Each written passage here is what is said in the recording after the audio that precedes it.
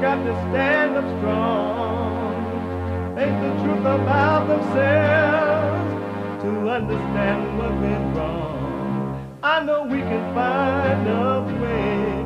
I know we can find a way. I know we can find a way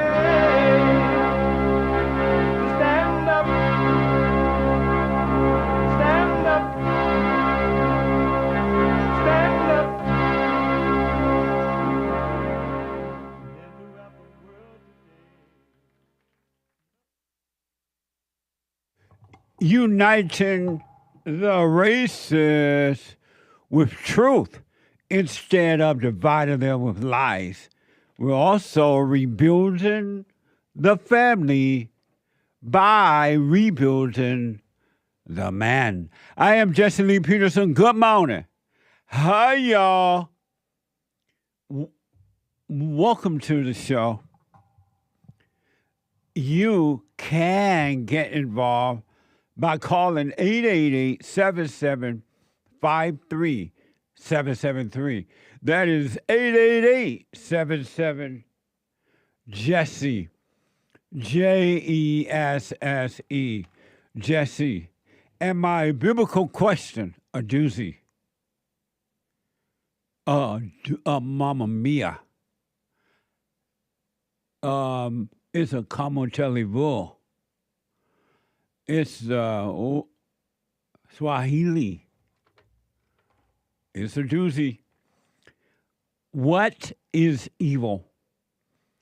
What is evil? We hear a lot about evil and want to know what is evil. We have every way that you can watch and support the show listed on JesseLeePeterson.com/show. JesseLeePeterson.com/show. And if you're out and about anywhere in this world, because we are heard around the world, and if you're a flat earther, we are heard up and down the world by everybody, and they mama if you're black, and everybody and their mama if you're white. What a mess. So let's say you're busy doing, if you're one of the Allahu people who are in America, going to the American universities, and you really don't like America, and at first you were chanting death to Israel, and now you're chanting death to America on American campuses around the country, and you're wearing your Allahu Abba clothes with your face covered up, and we don't know what's under all that rag. And you're chanting death to America on America's soil. And then the professors don't care because they get money from the Allahu Abba people. And so you're in the home of the American people chanting death to them. And you're allowed to get away with it, you can be listening to the show too. On your iPhone or iPad by calling the listen line on TalkStream Live at 605-615-4131. 605-615-4131. And to donate and have your comments read out loud, go to Buy Me a Coffee. BuyMeACoffee.com/JLP Talk or Bond JLP Cash App. Bond JLP Cash App. Just think about that, folks. I started out doing radio, when radio was really popular. And from that, we went over to the internet.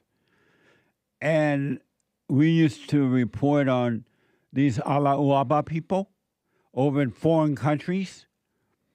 They would be allowed to go into foreign countries, and they would be wearing all those clothes covered up their whole bodies.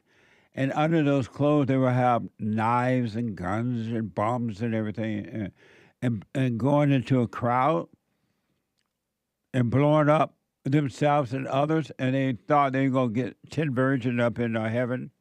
So they became a sacrifice. And in foreign countries, and we would say, why would Europe or any country allow these people to come in, knowing that in their own country they're doing this to one another? Why would you let them come in and do it? And it was weird, and we couldn't understand it. And in those days, I could never imagine that America would allow their enemies, invite them in, allow them to come in, give them a visa to come in, and they would come in, and now they're shouting death to America. Death to Israel and death to America on American soil. And they're going to the American universities. And they have professors who are supporting it. Do you know what's being set up for you? Really? These people believe that we, the American people, are infidels. Christians are infidels. We're the big Satan, and Israel is the small, little Satan, and they think we're worthy of death. And you have allowed them because of money. Because I heard that the Allah people give a lot of money to these universities, and they let them in. And so because of the money, the university don't care. Follow the money. And so just think about that. I remember they used to go to bus stops and, buses in Israel, and they would blow up the bus stop where people sat, or get on the bus and blow up people with the things, or go into the marketplace. Why do you just think that's not going to happen in America? And they're chanting death to America. But anyway, it's Thursday. And for those who are brand new, we take all calls, but we set aside Thursday for Bible Thumper Thursday because we love the Bible. We love the Bible Thumpers. And they need a little bit more time because when they are thumping the Bible, they'll ask or make a statement about a scripture from the Bible, and then you'll try to respond to it, but they're just thinking of another scripture. They're not thinking, let me communicate and try to explain this. And so we have to give them a little bit more time. Patient. And so today is Thursday, and it is, oh Lord, it is Bible Thumper Thursday.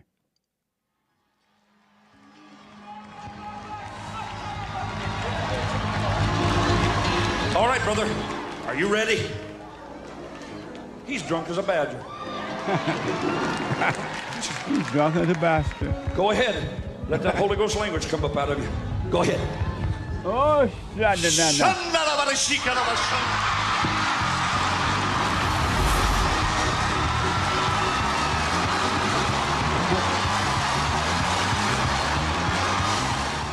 fire, dun dun dun, fire, dun dun dun, dun dun dun.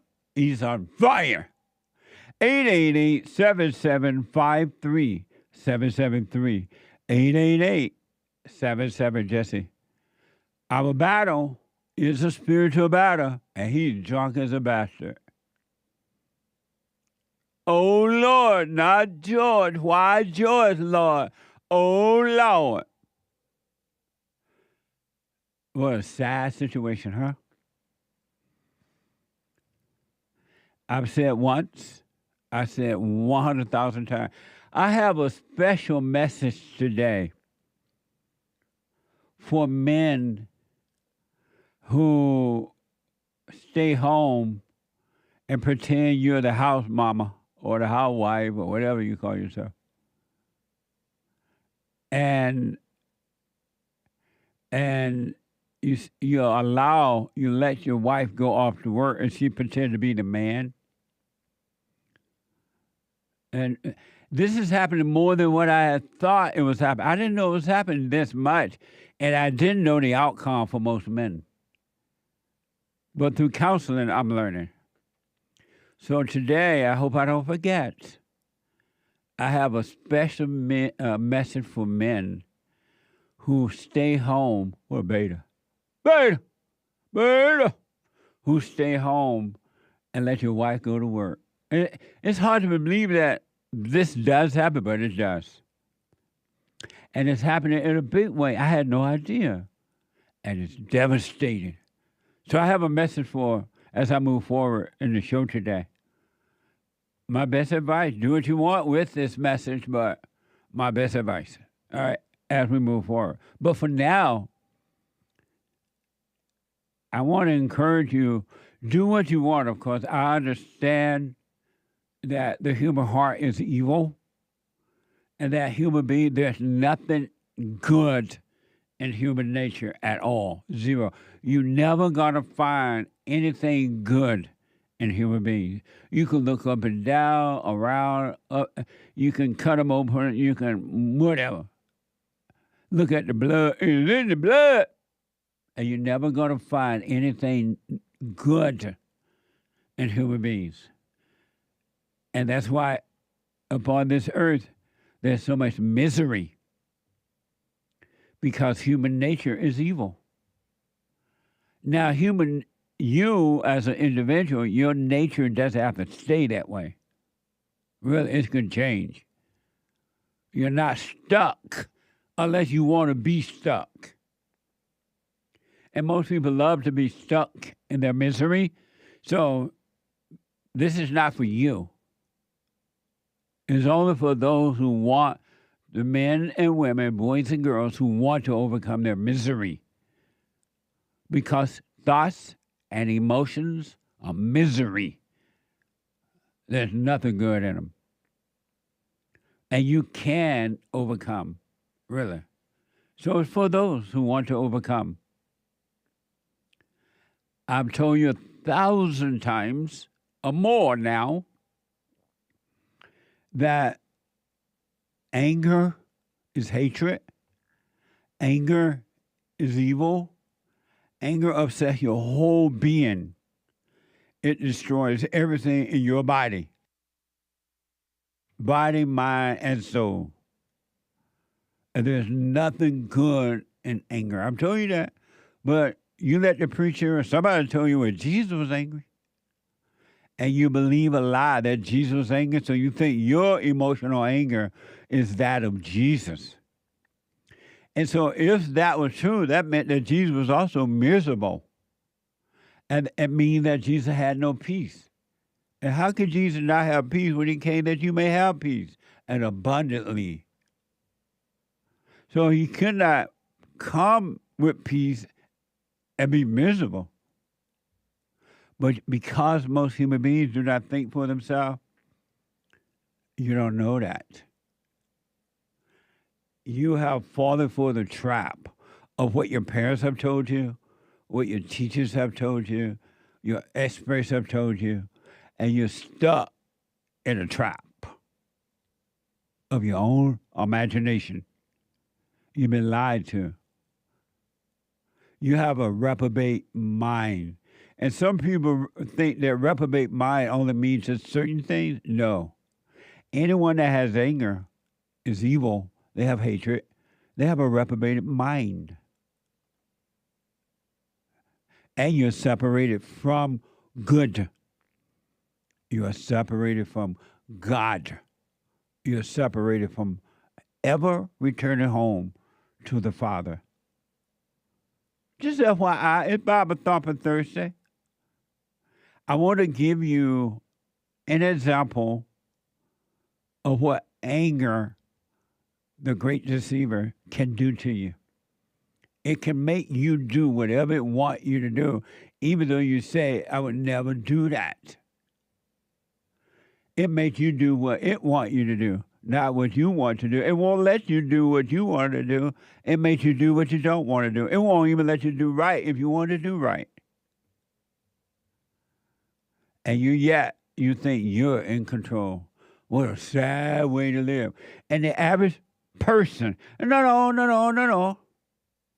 But the average person will not lay down their load because everybody's carrying a load, so I should carry one too. Because everybody else is doing it. And I have to be like everybody else. I have to be like the crowd. The crowd is doing it. I'm not going to stand alone. What the? But if you want to overcome, you got to stand alone. It's the rule. It's the law. You must stand alone. If not, you're going to be with the crowd, and there's nothing but misery with the crowd. I want to show you what anger can make you do, because you're not in control of yourself. Nobody is. You're blind if you think you are, if you think you have a free will. You're an idiot. What an idiot if you think you have a free will. Idiot. You do not have a free will. What an idiot. Idiot. Remember that movie, Bruce, what's that movie? Almighty? Bruce Willie Goes Home or something? I forgot that. It was really funny too. Idiot! You don't have a free will. And prove me wrong. Will yourself to have perfect peace and never have another evil thought, another negative thought, another angry thought. Will yourself that way right now. I'm waiting. I keep waiting, waiting for the world to change. I keep on waiting. I'm waiting. I want to show you what anger, which is evil, will make you do, not only to your children, but to yourself and to others. This is from the Christian Post.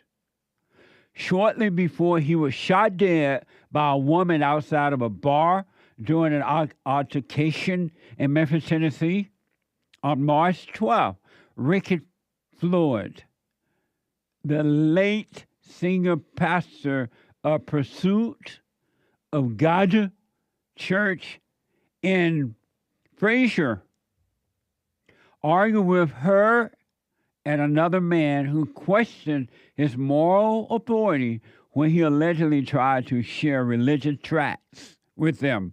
Watch this from WREG. First at 5 on your news leader, the shooting death of a beloved pastor and prominent leader in Memphis left plenty of people stunned, many asking, why would anyone kill Pastor Ricky Floyd? Well, tonight, only on News Channel 3, video showing a portion of what happened the night Pastor Floyd was shot to death. Plenty of speculation surrounding the shooting of Pastor Ricky Floyd outside Mama's Bar and Kitchen March 12th. Phone video captured what appears to be some of the final moments of Pastor Floyd's life. It shows the Tahoe truck he is in putting on brakes, Pastor Floyd getting out, walking toward the person shooting the video as they yell to back up. I'm backing back 3 times now. When I do that, you know, back the up. Back the up. Then the video drops out. WREG sat down with the attorneys for Samantha Marion, charged with shooting Pastor Floyd to death. They say the video speaks for itself. The video does not capture the gunfire that would have taken place probably maybe 3 or 4 seconds later, but it clearly shows him approaching her aggressively. Pastor Floyd ticked, it appears.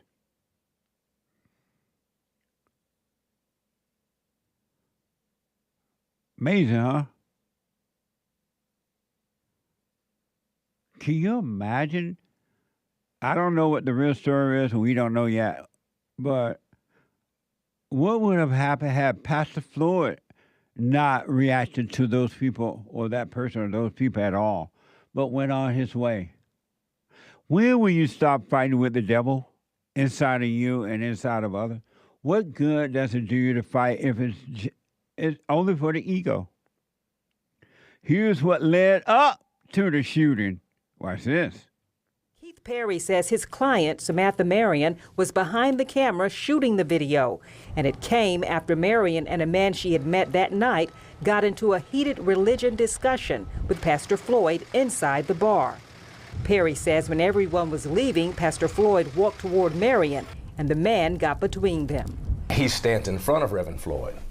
He's knocked to the ground by Reverend Floyd, and when he does, the back of his head hits the pavement, and he becomes a little stunned or dazed. Reverend Floyd then takes the telephone of Miss Marion, and he throws it to the ground, and he hurled a couple of insults or what have you, and then starts to walk off.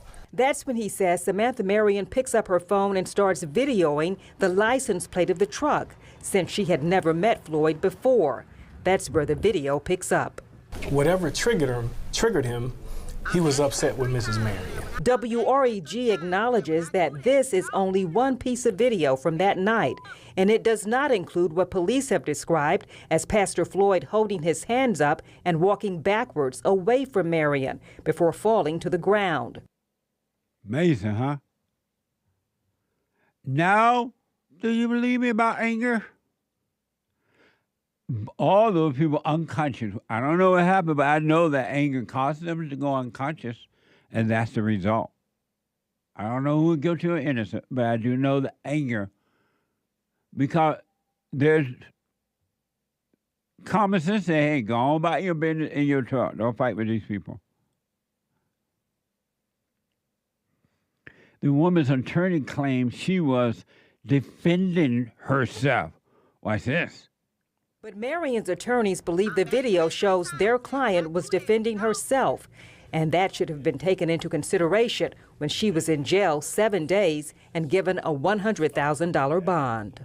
You're witnessing a person that has just been assaulted and is getting a tag number and trying to do what they're supposed to do, and you're witnessing a person who, despite the great 58 years that he has lived, and we're not asking anybody in the public to measure him by that last 30 minutes of his life or what have you, but for that last 30 minutes was angry.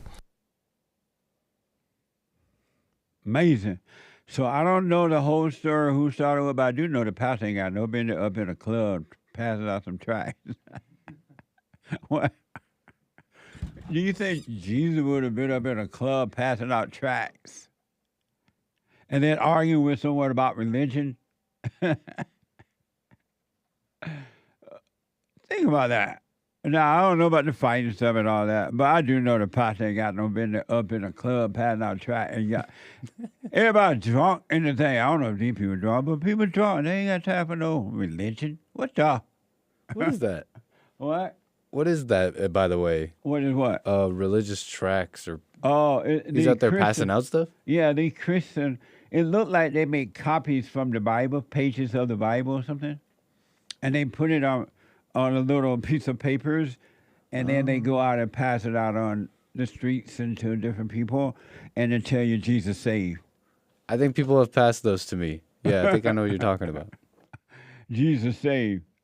And they're saying this man up in the bar doing that.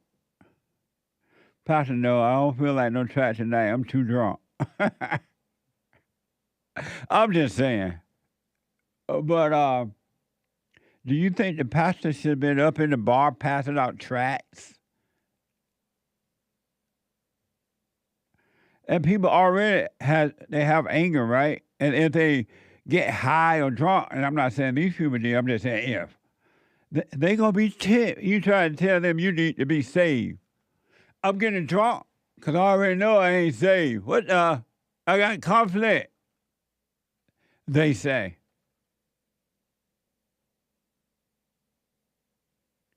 So I don't know who were right or wrong in this situation, but I do know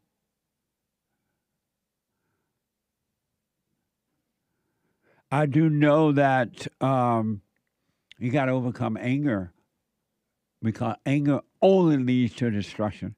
Look how you treat others when you're angry, and look how you treat yourself when you're angry. Look how you treat your own children when you're angry. When you have anger, you have no love, so you have no patience.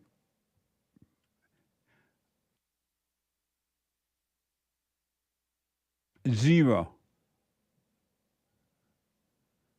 You used to know a pastor like pass out tract in the bar? Well, he called himself a preacher, but he'd always be you'd see him at the bars around the area, like late and drunk and preaching. Talk about Jesus. Yeah, and he had a long beard and sandals, and it was like a whole thing. It was like his thing. I'd ask him like, so like, what's this about being drunk and preaching? He's like, and I forget, he'd tell me scripture too to justify it. I forget what it was. What a mess! They tried to be like Jesus. I thought I saw Jesus. I tell you, he's alive. Derek, my producer, said, it's at a bar around 1 a.m. You should not be at no bar at 1 a.m. passing out tracts. Everybody drunk by 1. Last call for alcohol around that time.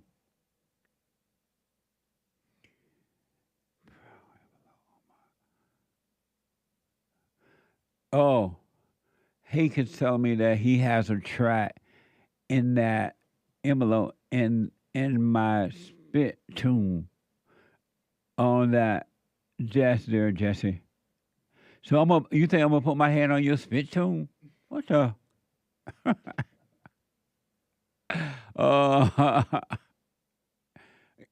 Hake is like, go out into the world and preach the gospel.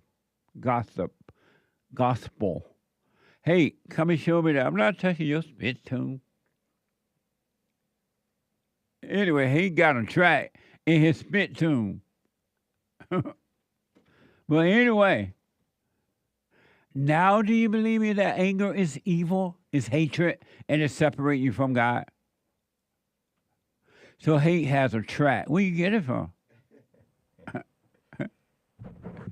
They were given to me. They were given to me by a listener and fellow fan of the Jesse Lee Peterson Show. Oh, so let me see what a tract look like. Nick doesn't even know what a tract look like. See, Nick, that's a tract. The contract. And it's comics. Yeah, I've seen stuff like this. About people's lives. I never read those things. I used to read them all the time as a kid. Really? Uh-huh. I love them. You ever pick up those? My mother had a basket full of them. No wonder. You were traumatized by Mary. Look, Sin City. That's a tract, folks, in case you don't know what they are. You ever pick up a $100 bill and it's something else, like a Jesus thing? Huh? You ever pick up like a $100 bill and it's actually like a pamphlet, like a religious pamphlet? Oh, no. Does that count as a tract? Yeah. If it had like a pamphlet thing. Yeah. It looks like a bill, but you pick it up and it's... So these are tracts for those who don't know. Amazing. All you holy people that don't know what a tract is. Thank you, Jay. 888-7753-773. Let me take a quick break. Back in a moment. You can be free or you can live in your misery. Back in a moment.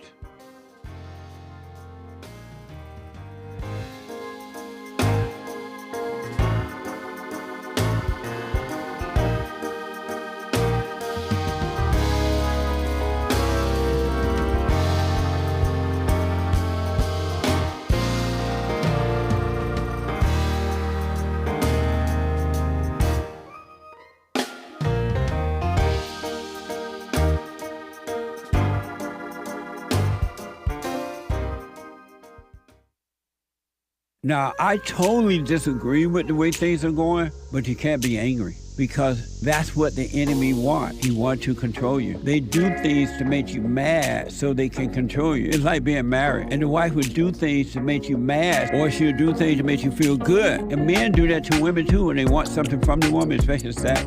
They'll make her feel good or they'll make her angry.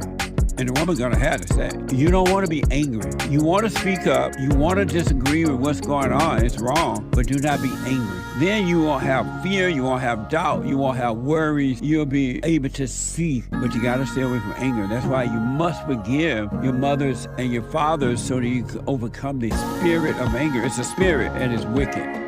Nothing good in anger because it has no love, folks.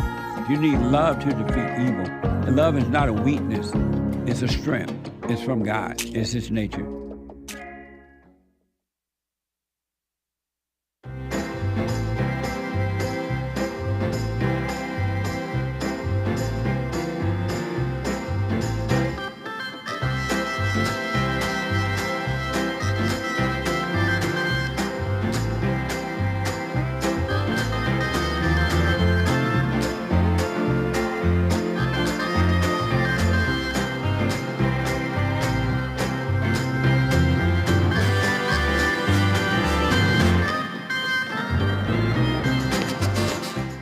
Bible Thumper Thursday. Oh, Lord. Not George, Lord. Oh, Lord. 888-7753. 773-888-77 Jesse. Couple quick announcements. The Hake report is coming up at 9 a.m. this morning from 9 to 11 a.m. Pacific time. The Hake, H-A-K-E. He's not afraid. No fear in Hake. And after the Hake report, Joel Friday TV. If anybody asks what's the matter with Joel Friday, tell him he's saved, sanctified, and running for the Lord. At 11 a.m. Pacific time. And the American Anchor Baby on fire. Energy given to him by God, not even on loan, is given to him. You can keep it, God said. At 12 noon on Rumble.com. And don't forget to get your Punchies coffee. Good. Punchy coffee is good. Go to JessieLeePeterson.shop. And every dime bag that you get, every dime of it goes back to the nonprofit. My nonprofit helping to rebuild the family by rebuilding the man, all right? So you're helping while getting a good taste, good flavor.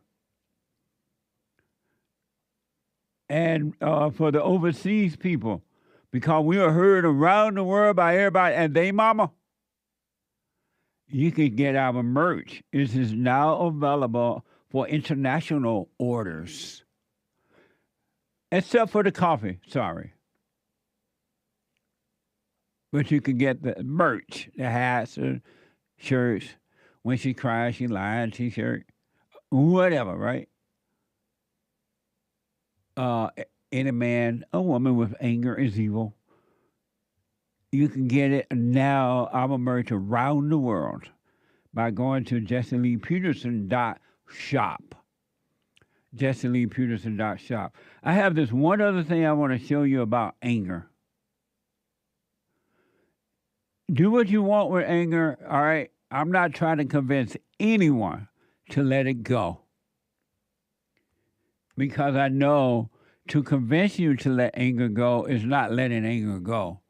You got to see, oh, this makes sense. Look how miserable I am. Look how afraid I am. Look how desperate I am. Look how revengeful I am. Look how angry I am. Look how I overreact. You got to see that anger is not good for yourself. Then you can be free from it. Anger will cause you to think, feel, and do things that you never imagined. And you're doing it to yourself. Because anyone that has anger, you hurt you. You're burning on the inside while trying to make others burn. what you're putting out is coming back on you. Isn't that something? You're hurting while you're trying to hurt somebody else with anger. Think about that. You've seen how much the people hate Elon Musk for no reason at all, because there's never a reason for hatred. There's never a reason to be angry. But they hate Elon to the point that they can't even say to themselves, okay, I disagree with Elon. I disagree with him trying to save money for the American taxpayers. I disagree with Elon trying to create a smaller government. I disagree with Elon that he want to put the American people first. I disagree with Elon because whatever, right? But they are angry at Elon Musk. And it's not even enough for them to say, well, I disagree, so well, I won't buy his car. But anger, which is evil, won't let them do that.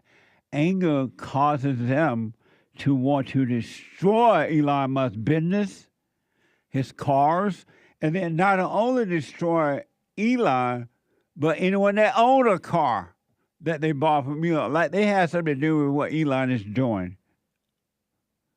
Anger, anyone that has anger is blind. And I want to show you a compilation of these people. This is evil, folks. These people going around trying to vandalize and destroy cars. They're mad at the car. And the car that's sitting there. But because they have anger in their mind, it makes sense to be mad at Elon, so take it out on other people's automobiles. Here's a compilation of Tesla being vandalized by men across the USA. Watch this from X.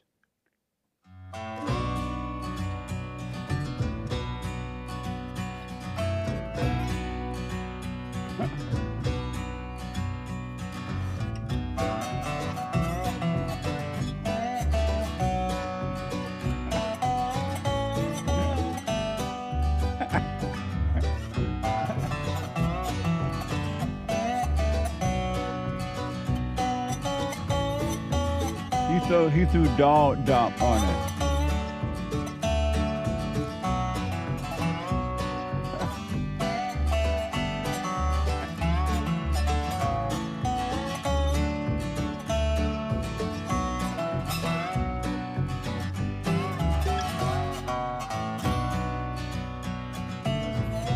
It says this car supports Nazis.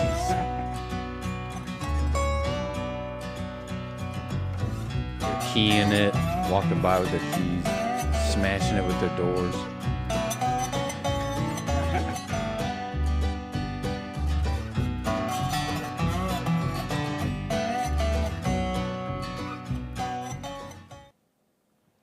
Isn't that amazing? Think about that.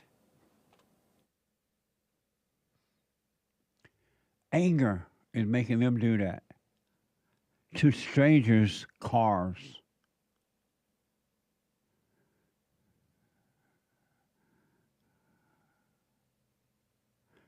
Isn't that amazing? The music sounds nice, but there's vandalism going on.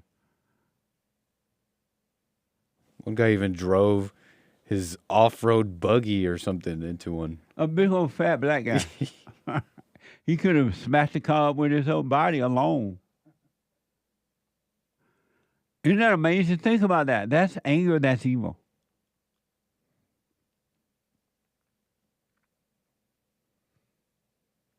Isn't that amazing?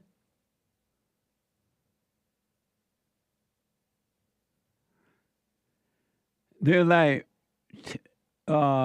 keying other people's cars who don't know. They know who Elon Musk. They may know who he is, but they don't know him. They have nothing to do with Elon working with the government right now. The car has nothing to do with Elon working with the car. It's owned by someone else. And these human beings are taking out on the cars. hit the other car. Some guy cleaned his butt and put it on the car. They threw dog dung on the car. And some fat black guy ran into the car with a dual burger or something. Tell me where is the love in that? Where is the common sense in that? And why would anyone do that? 888. So you still want to hold on to your anger? Anger makes you call hate love.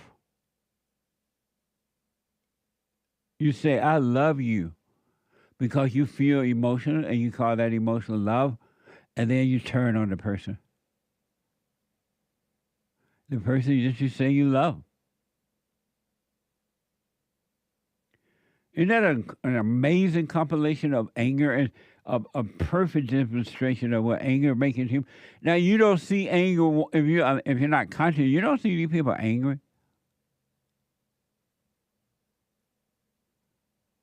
So for those who are not watching it live, we showed a compilation of people vandalizing Tesla. All right, for those who didn't see it.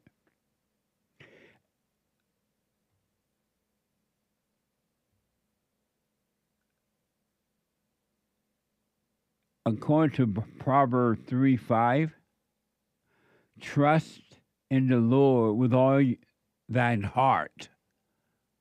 Trust in God with all your heart, and lean not unto your own understanding. You got to put truth first. Nothing else before that. You can't have anything else on your mind but that first. Otherwise, you're going to be living in hell. All of your decisions will be wrong. 888, and those are spiritual laws. If you don't put first thing first, you're breaking the law, and you're going to pay a price for breaking the law within yourself.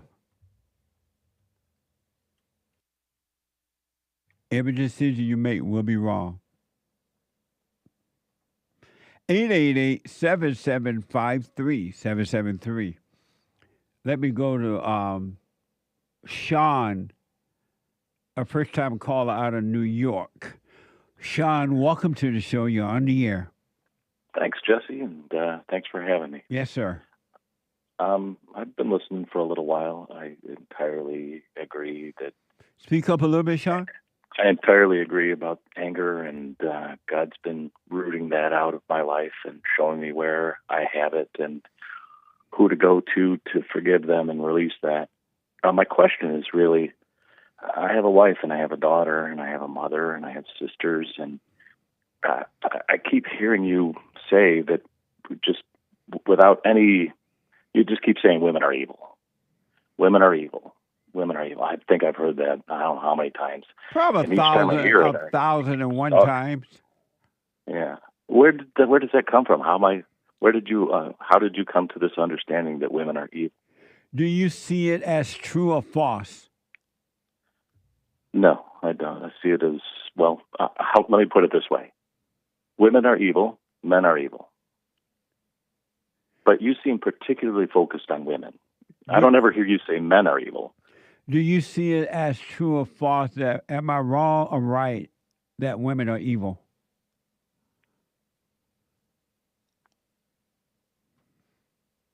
I don't know. I'll be honest. You don't know? Why is it that you don't know? Well, the only way I have to understand something like that is God's Spirit revealing it to me, and He hasn't. Oh, okay. You say you're married, right? Yes. Does your wife give you love or hate? Love. She gives you love. Why are you afraid of her? Did you ask me why I'm afraid of her? Yeah. There's a whole host of reasons that God's been revealing to me why I'm afraid of her, but that doesn't make her evil. Why are you afraid of your wife? Do you want the whole list? No. Just why? Okay. I don't know. I'm afraid of. Why are you afraid of your mother? I'm not afraid of my mother anymore. My mother and I have had this conversation. You forgave her? Yeah. If your wife was after that yesterday, it was pretty interesting. If your wife was of good, would you be afraid of her? If my wife was what? Of good and not evil, would you be afraid of your wife? I guess here's why I'm afraid. I'm not afraid of my wife. I'm afraid of making the blanket statement to my wife. I'm afraid of, how do I put it? You're a witness. And whatever you're testifying to and saying on the air, if I'm going to follow your witness, I have to be able to say the same thing with confidence. And I can't say to my wife, you're evil. Why not? She's evil. Why can't you say it? Because the way you say it is always so mean. What do you mean? How are you supposed to say it? Oh, you are evil. No. You're evil. Now, I guess my problem is you're always focused on women. Women are evil. That's your statement over and over again. The evil I never that hear you focus on women, on men being evil. The evil that you see in men, where did it come from? They ceded their authority to Eve. Where Adam ceded his authority, gave his authority to Eve, and basically made her his God when he followed her into deception. Where did your evil come from, your father or your mother?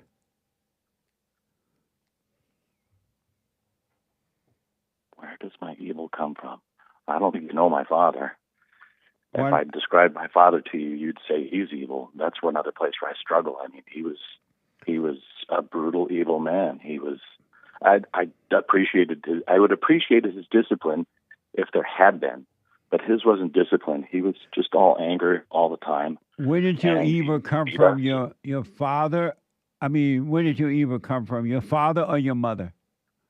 Does it have to come from one of those? Where did your evil come from? I don't know. It came through your mother. If you don't know, why did you apologize to her for resenting her? You said you went to apologize for resenting her. For the same reason that I apologized to my father for resenting him. And what was that? Because he was evil. Yeah. How about your mother? Well, I guess she's evil too, yeah. You guess? I know. You guess? Why is it so easy to say your father was evil but not your mother? You know, it's difficult for you to say it about your mother. Why? I don't know why I said I guess. I mean, I literally sat with my mother over at dinner the other day and watched the evil just pour out of her. And so why is it difficult? And she's a born again confessing Christian. And goes to church Lord! And her whole life, you know. And so why is it it's harder for you to say your mother's evil, but easy for you to say your father's evil?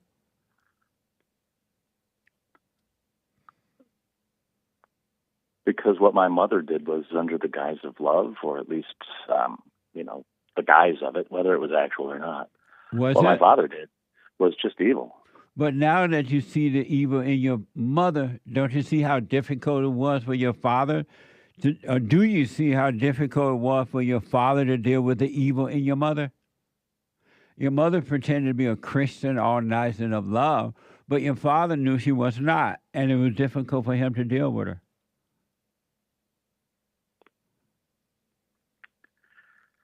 That's reading a lot into that situation. I mean, I can understand where my mother and father had difficulties and where my mother disagreed with my father. And yeah, I can see where my mother has evil coming out of her, you know. Did you apologize to her for hating her for what she done to you? Yeah. What'd you say to her? I said, you turned me against my father in a lot of ways.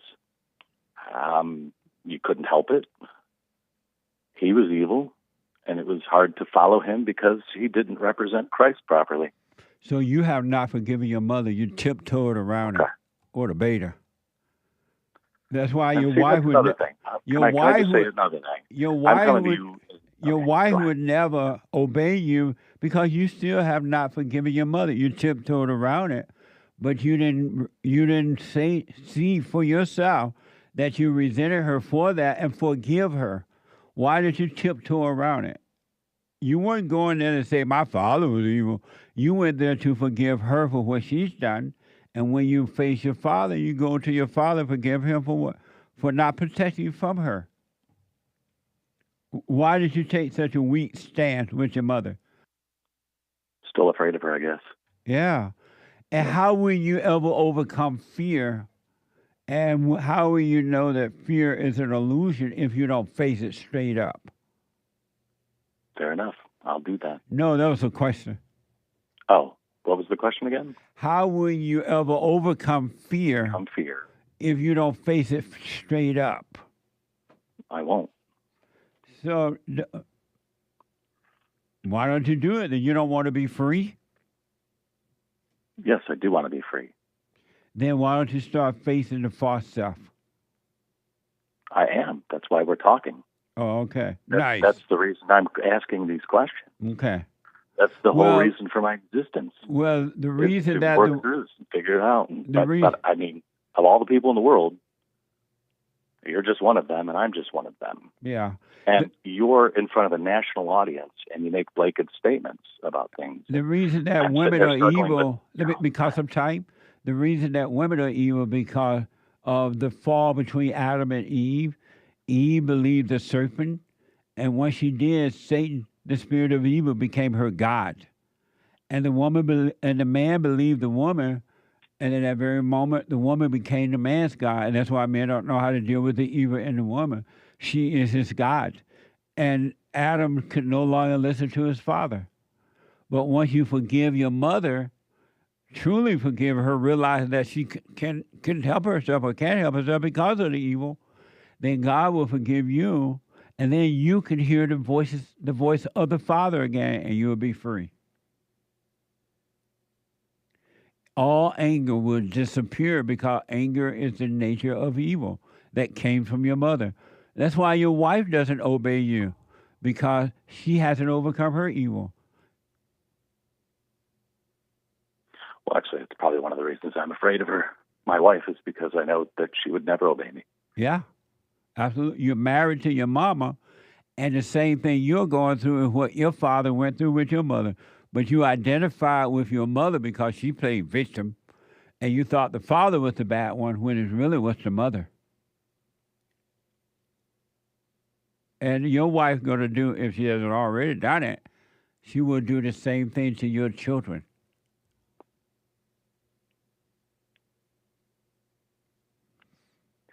One of the other things I'm struggling through, I accept everything you just said. Do you see it as true? Yes. Okay, you're on your way, but go ahead.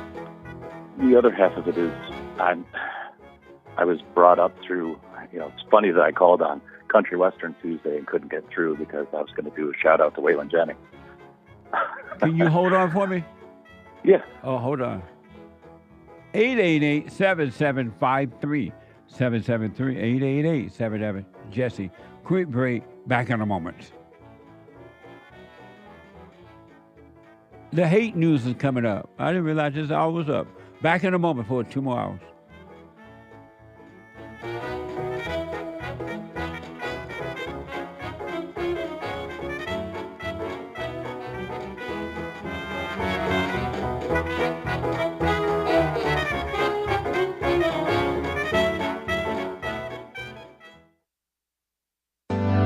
Steve, thank you for calling and thanks for holding. How have you been helped by the show? I'm going to tell you this.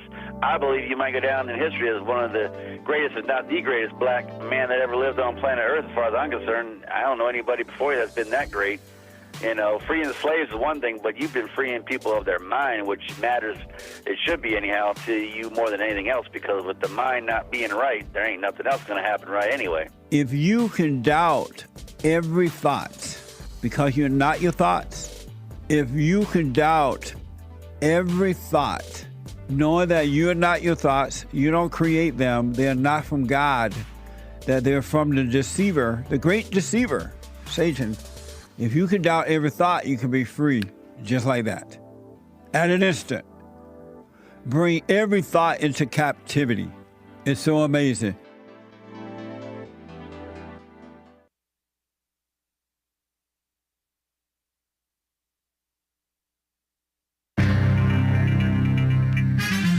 some serious mess going on in the world. Commie Nonsense Network doesn't want to let go of the whole situation with the Yemen group texts on Signal. What a mess. This is the end of hour 1 of the Jesse Lee Peterson Show. It is Bible Thumper Thursday, March 27th, A.D. 2025. The lines are full, guys. JLP will be right back to your calls. It is Hake News, not fake news. And you can call in every so often if you are not on hold, just in case a line opens up, okay? So call in. I'm doing the Zoomer version. Zoomer and Generation Alpha and Generation Beta will probably be using this for phone, as well as the Boomer and Gen X thing for phone. Commie Nonsense Network CNN says gun control groups, meaning anti-Second Amendment people who hate your right to keep and bear awesome guns unrestricted, uninfringed. They earned, they say, Commie Nonsense Network says, a rare so-called victory at the so-called Supreme Court yesterday when the so-called justices upheld Biden-era, which is to say like Obama, right? Federal regulations on quote-unquote ghost guns. Ghost guns. The court, this disgusting high on pot, I'm kidding around, not actually high on pot that I know of, court ruled the manufacturers must include serial numbers on the mail order kits for ghost guns, which allow people to build untraceable weapons at home. So they will be traceable now because they're going to have serial numbers. And they're going to perform background checks. They have to perform background checks on the purchasers of these ghost gun kits. What a mess. Terrible. Infringing on your right to untraceable ghost guns. But that's the law of the land now. The court is making up fake laws and joining in with unconstitutional laws. You better obey them if you don't want to get watched by the feds, all right? And even then, you may be watched by the feds. Shout out. And that Yemen group chat thing, the far-left extremist anti-American outlet, The Atlantic, just commies, liberals.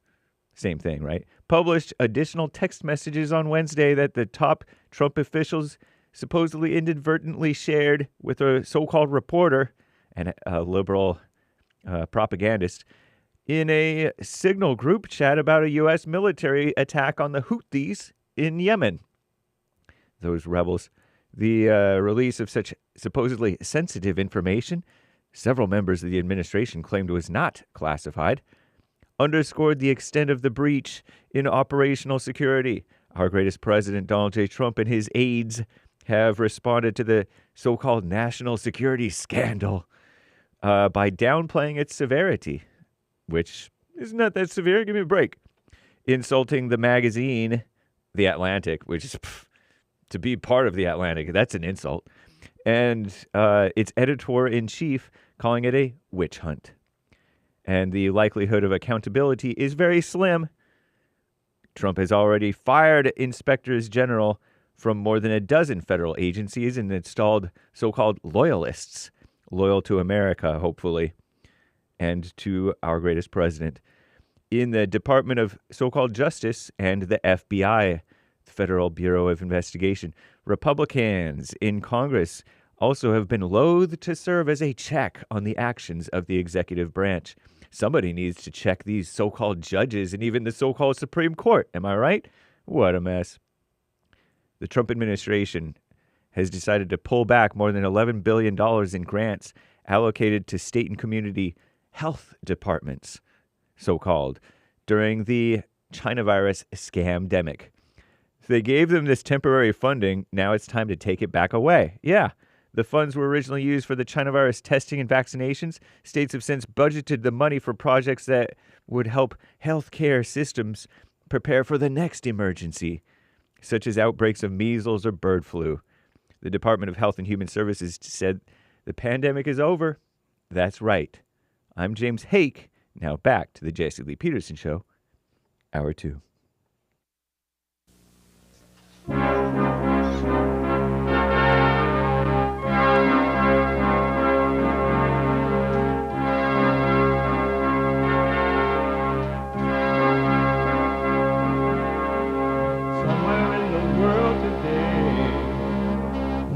got to stand up strong, face the truth about themselves, to understand what went wrong. I know we can find a way. I know we can find a way. I know we can find a way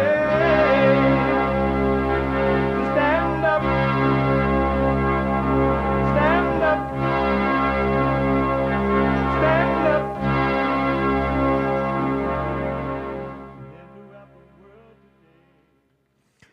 Uniting the races with truth instead of dividing them with lies.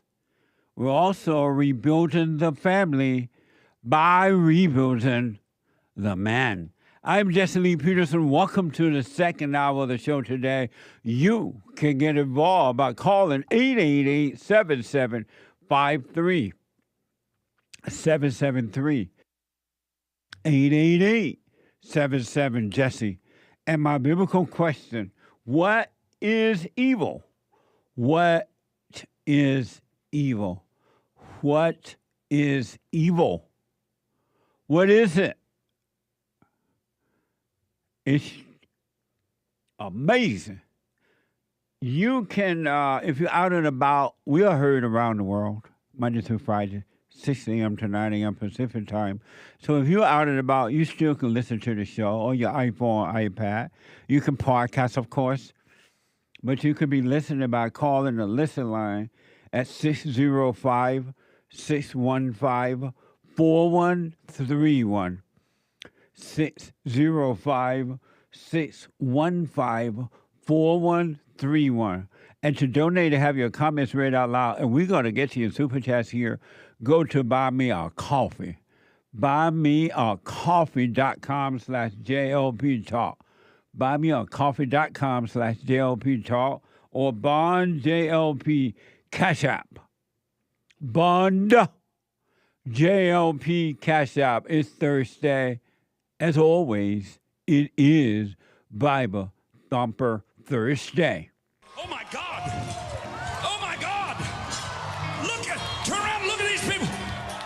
What? From the Lord. I got what I wanted from the Lord. From the Lord. I'm going to Washington. Oh, yes, I will. I'm a Southern Baptist. They don't believe in I'm going to tell those bastards. I want it.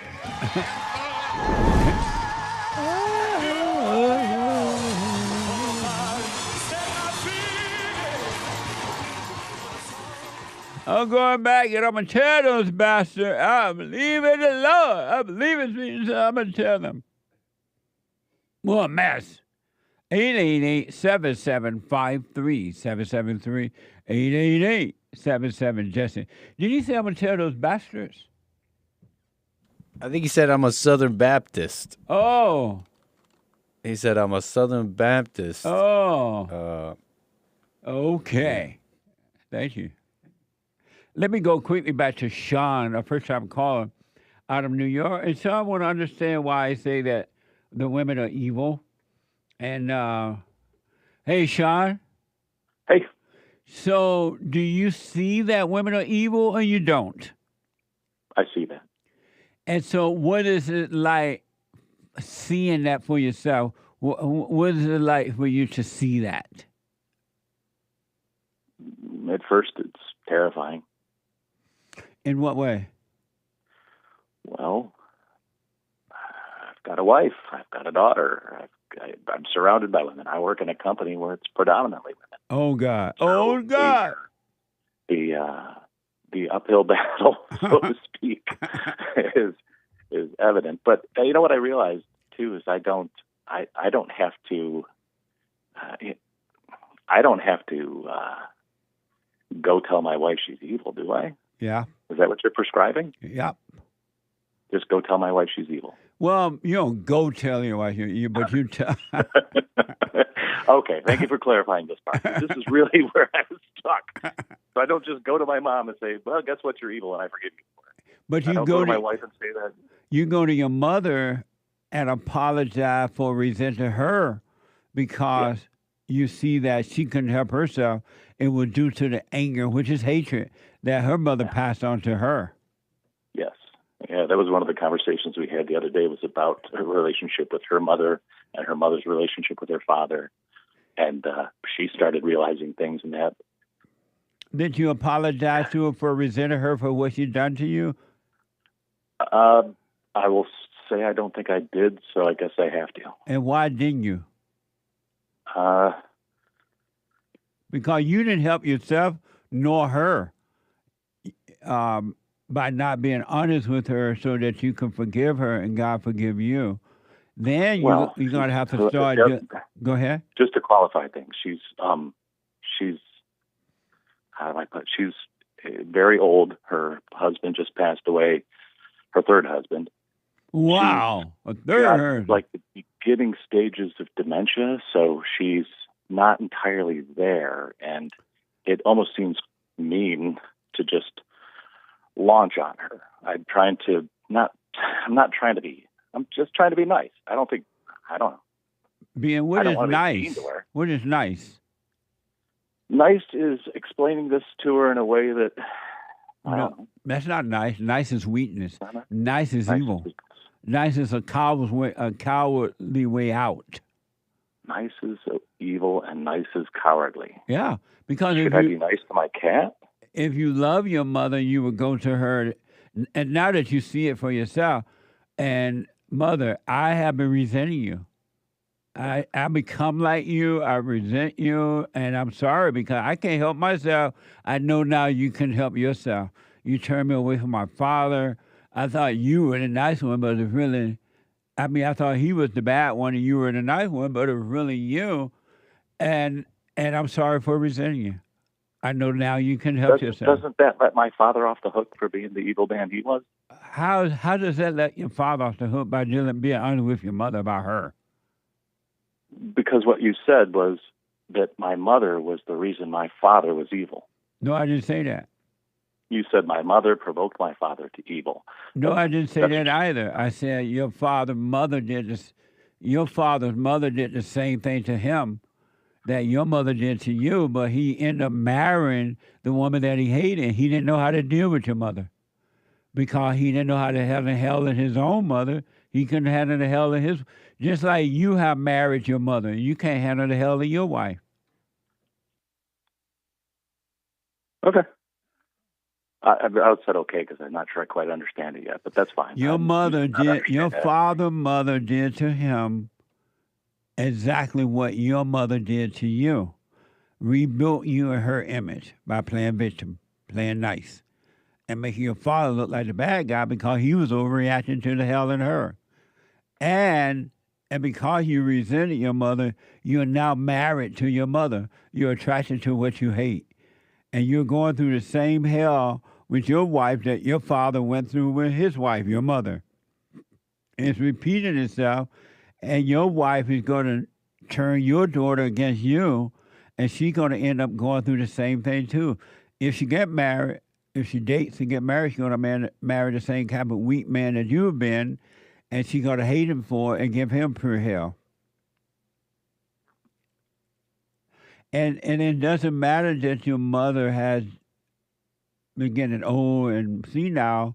You better be grateful that you should be grateful that she's still alive so you can forgive her for what she's done to you.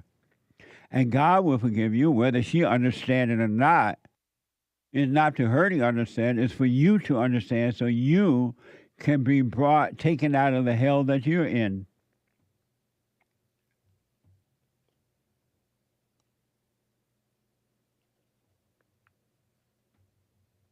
I'm here. Sorry.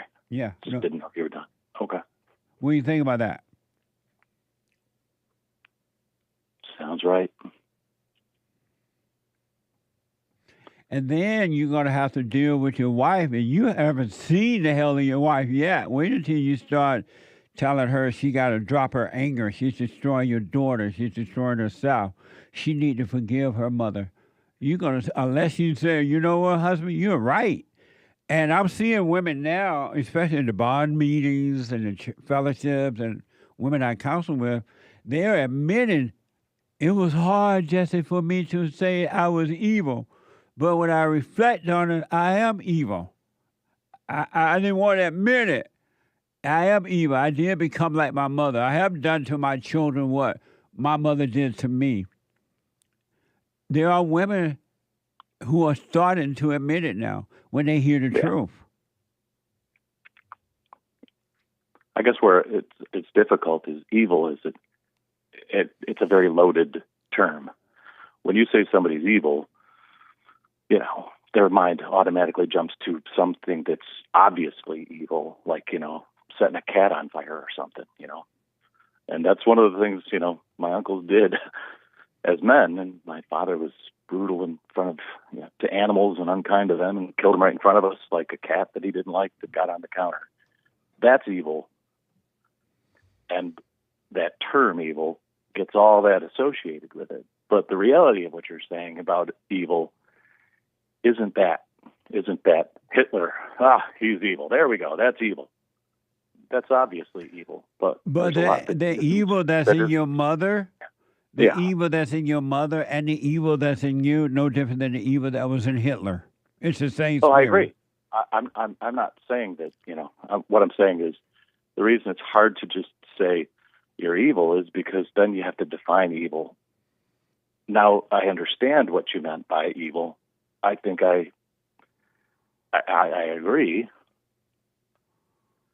Now, it's not difficult for human beings to admit that they're evil because you got to define evil. It's difficult because the ego won't allow them to admit that they're evil because evil lives in them and evil doesn't want to depart from them. And they have identified with evil as themselves, but they call it good. And they so maybe that's the other half of what I actually said. Yeah, because what I said was that people automatically, you know, go to the worst example of evil because their ego doesn't want to associate with, you know, the evil in them, the evil in me. I don't want to be equated with Hitler. I mean, that's the tactic that everybody uses against Donald Trump and the people who support him, is you are automatically Hitler. You're automatically the worst example of humanity ever. So you're only living your life. Evil. You're only living your life based on what people think or going to say because you are evil. When you overcome evil, you're not going to even take one iota of a second thinking about what people are going to say or how they're going to act. You're going to be a free person, and you're going to live paradise right here on earth. You'll be free right here in the midst of hell because it won't be in you anymore. It'll be inside of other people, but it can't affect you. So where is your father still living? No, he's been dead for 25 years. Well, you got to forgive your father, too, because if you don't forgive him, you would never, ever return to God.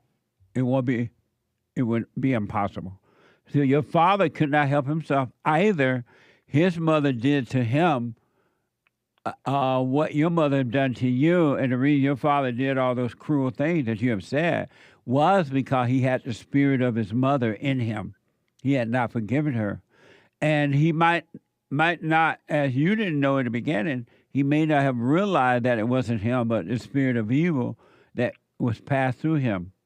So you got to forgive him, and that's why he couldn't protect you from your mother, because he hated the woman that he was married to.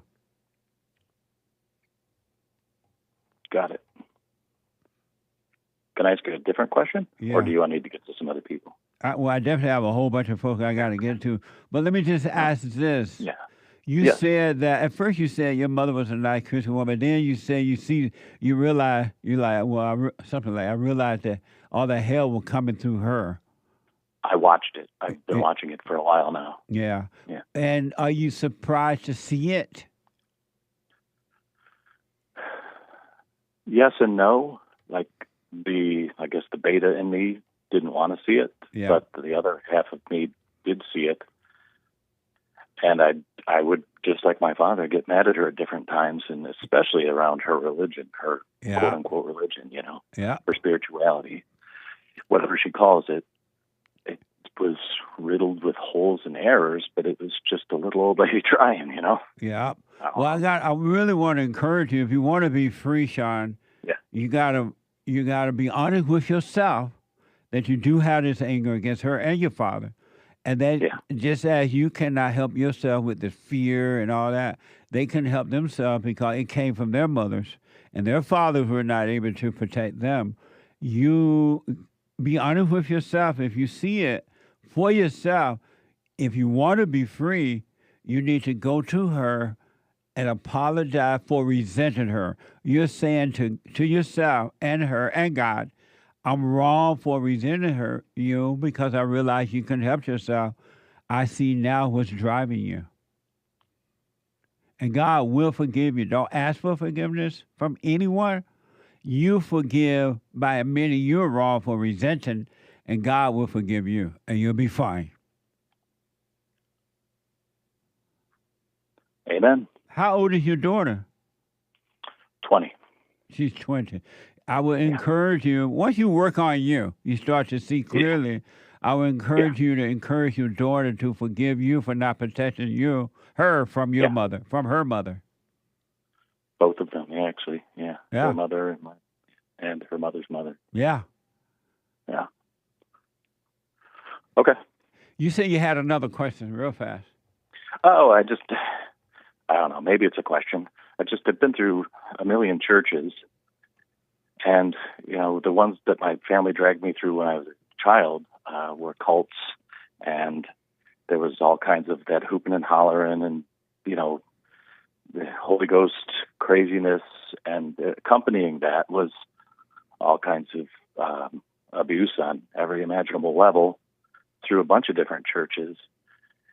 And then as a grown-up, I just kind of walked away from it, but still maintained my relationship as best I could, I guess, with God. But as a grown-up, I guess I just really need to go where God told me to go and get into the body of Christ. And I think I resent them too. Yeah, so, well, you're right. Yeah. Forgive them because you were in a fallen state. That's the only thing you had going on is judgment. You couldn't see. So forgive them too. They cannot see. They know not what they do. Forgive them. And because there's never, ever, ever, but never, ever, ever, no matter what situation you go through in life or what happens, you never have a right to judge anyone. Exactly. And God never judged you. He never has. He never will judge you. So if you want to be one with the Father, you gotta love all. And love me. Don't be angry. Don't judge. Speak up, but don't be angry. Do I have to go to church? Nope. Not at all. But you can go to the Bond Church by going to rebuildingtheman.com. And have you seen our fellowship yet? I have, yeah. What do you think? I was just and it is the exact opposite of everything I hated about church. Yeah. Every time I went to church, I was just like, wow, this is where Christianity goes to fall asleep. It's a waste of time. It's a waste of time going to those churches. How old are you, Sean? I'm 55. I'll be 56 this year. But for right now, how old are you? 55. Nice. How come whenever I ask people how old are you, they always tell me how old they're going to be? I guess it's, I had no idea. I didn't think about it when I said it. I just said it. Even kids do it and adults. I ask, how old are you? I'm 30. I'm going to be 31 tomorrow. I'm going to be 31 next month. And all I ask, how old are you now? But they're already looking ahead, talking about how old they're going to be. What the? So, Sean, are you doing the silent prayer? Yes. Okay. So, listen, stay with the silent prayer. Practice being present. But you must forgive so God can draw you into the kingdom of heaven within, and it's going to be amazing. You're going to have perfect peace right here on earth. You don't have to wait until you die. When you say I don't have to go to church, does that mean, like Jesus says over and over again, that you're supposed to love the brotherhood of believers and, you can't be an eye out in the field somewhere. You're a body. So isn't the body one thing and cohesive? Like, what am I? Am I a toe and I'm just sitting over here in a corner being a toe by myself? I don't understand that question. We are the body of Christ. And each part of the body is a part of the body. Jesus said, "You're my body. You're the body of Christ. He's going to come back for us. We'll be his bridegroom." And he said, there's in the body, there's all the different parts. So the body of Christ means the church? We are the church? I don't know. That's what I'm asking. Yeah, it must mean that because we are the church ourselves. And so you don't have to go to those buildings where they're hooping and hollering and carrying on and lifting up holy hands and crying. It's just all an act. They're in a fallen state. They're lost, and they're doing those things to make themselves feel good. And as soon as the meeting is over, they go home. And as a matter of fact, on the way home, they cry because they have not found God. They only found emotions. And they found ideas about God. And an idea about God doesn't mean that you know God. Yeah, absolutely. Yeah. So you can I've got plenty of ideas about God, but knowing God is completely different. Absolutely. Sean, because of time, what is it? How long you been married? 30 years. So what is it like? I already know the answer to this question, but just to hear from you, what is it like being married to a woman that you are afraid of? What is it like? I've had what I feel is loving relationship. We're very supportive of one another. So I guess I don't know if I understand what the implications are of her being evil. I mean, what do you think going to happen when you start to tell her she got to overcome that anger? That anger is evil. I know exactly what's going to happen. What? Same thing if I try to, point out that she's got the burner on and about to set the kitchen on fire. What's that? Her ego gets hurt. She kind of lashes out. Yeah. So why do you say you both been loving with one another? There's no love there. Do you have friends? Why do you call that love? I call it friendship, I guess is what I mean. That's not even friendship. That's one little example of a time where I might have tried to give her instruction on how to cook something. She just hates having people looking over her shoulder telling her what to do. Right. And she's going to hate it when you tell the truth about her nature, too. But, you don't need to tell me that. I know. And it's going to be even harder for my daughter. Yeah. Is your daughter out on her own, or she's still living with you guys? She's out on her own. Oh, okay. Yeah. Yeah. She's got a job, got an apartment, nice. Going to school to get some kind of education so she can maintain herself. Right on. So I recommend now that you start with you first, working on, and it sounds like you're already doing that. But you gotta, if you want to be free, you gotta apologize to your mother for resenting her, because your mother made you identify with her. She played victim, and then you were seeing your father in the way that your mother saw your father. You're not seeing him for yourself. And so you got to forgive your mother and forgive your father, too, for being a baiter, for having that hate and not overcome it. He couldn't protect you from your mother. And I'm telling you, Sean, if you stay working on you, God will give you perfect love, and he will change your heart first, which is from hate to love, and he will change your nature. You'll be fine. Yep. Trust in the Lord with all your heart and lean not on your own understanding, and all Bible Thumper Thursday. And all your ways acknowledge him, and he'll make your path straight. What? It's just what you just said. Right. Trust, seek ye first the kingdom of God and his righteousness, and all these things will be added to you. Right. And now is the time for you to start doing that. Well, thank you. That was very helpful. All right. Let me know how it goes, all right? I will. All right. Thank you, Sean. Thanks. Yep. Bye. 888-7753. 773 888 Jesse. Let me go to Bulgaria and talk to Denny out of Bulgaria. Denny, welcome to the show. You're on the air. Good afternoon, Mr. Peterson. I hope you're well, sir. You too, Denny. What time is it there right now, Bulgaria? 4:24 p.m. Yeah.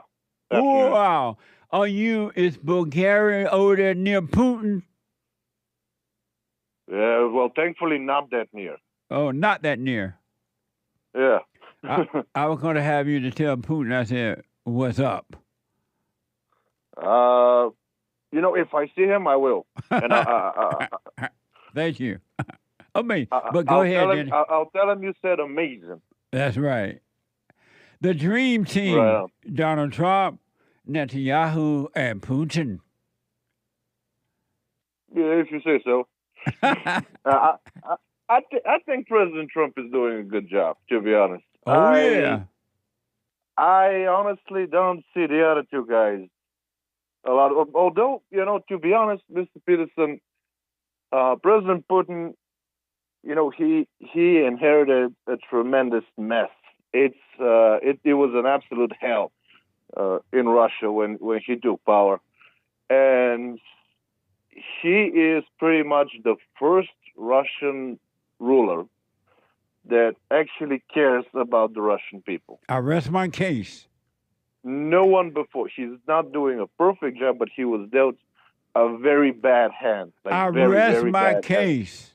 See, now you understand the dream team. Donald Trump. No, I always understood what you meant. I'm just highlighting the fact that although it's bad, this is the first time in their history that they have in charge someone who actually thinks about them. So, yeah, I understand what you mean. That's what I'm saying. Yeah, right on. Hake just showed me the map, and Bulgaria way away from Russia. Yeah, it is. Oh, okay. Yeah, What? But technically, I'm not sure which map are you referring to, because technically Crimea is also part of Russia. And it's what been map? like What that are you for... looking at, Hake? It's just a Google map of the world. Where's Crimea? Okay. You see the Black Sea right in the northern part of the Black Sea. So technically, that's also a Russian territory. Oh. Yeah. So Crimea is near Russia. Well, technically, it's Russian territory. Oh, yeah. I can see it. Nice. So it's not close, but it's not that far away. Well, leave it up to Donald Trump. We're going to own Crimea. Yeah, I wouldn't go that far. Well, anyway, because of... Let's see. Bulgaria, Crimea. Oh, wow. Black Sea. And there's... This is Russia. All that... Russia's big. Ukraine. Yeah, Russia's huge. That's amazing. Amazing. Thank you, Denny. I appreciate that. You called about the biblical question. Go ahead. I did. What is evil is the biblical question. What is evil? Evil is everything that is not good. Evil is the absence of good. Everything that brings you discomfort, whether if it's, a good feeling first but leads you down, like alcohol or drugs or sex or something like that. Everything that brings you discomfort later on is evil. Evil is basically what you have when you have the absence of good. And what is good? Everything that brings you comfort, that keeps your spirit calm. What? And everything that keeps you balanced. You know how when you worry about tomorrow, but when you have good in you, you don't get to worry about tomorrow because tomorrow is not really that important. I mean, you can die in your sleep, right? So why even think about that? By you, I don't mean you, Mr. Peterson. No, I know what you mean. mean. In general. Yeah, you mean in general, yeah. Amazing. Yeah. So that's the essence. Thank you, Denny. I appreciate it. And I'll put my little 2 cents in on Sunday. And thanks for the history of Bulgaria and Russia. Right on, Mr. Peterson. Kind regards to your audience and your colleagues, and God be with you, sir. You too, buddy. Thank you so much. Likewise. Bye. I got to take a quick break. 888-77-JESSE. Back in a moment.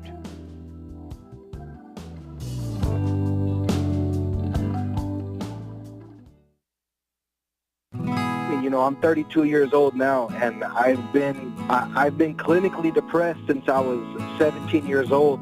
And ever since I started listening to you a couple of months ago, bro, I don't even need to hear the word depression. I don't even care about that because that's not anything that I identify with anymore. Nice. I'm 100% cured. I'm 100% better because I've been listening to the Jesse Lee Peterson show, and I can't even begin to tell you how much I appreciate you.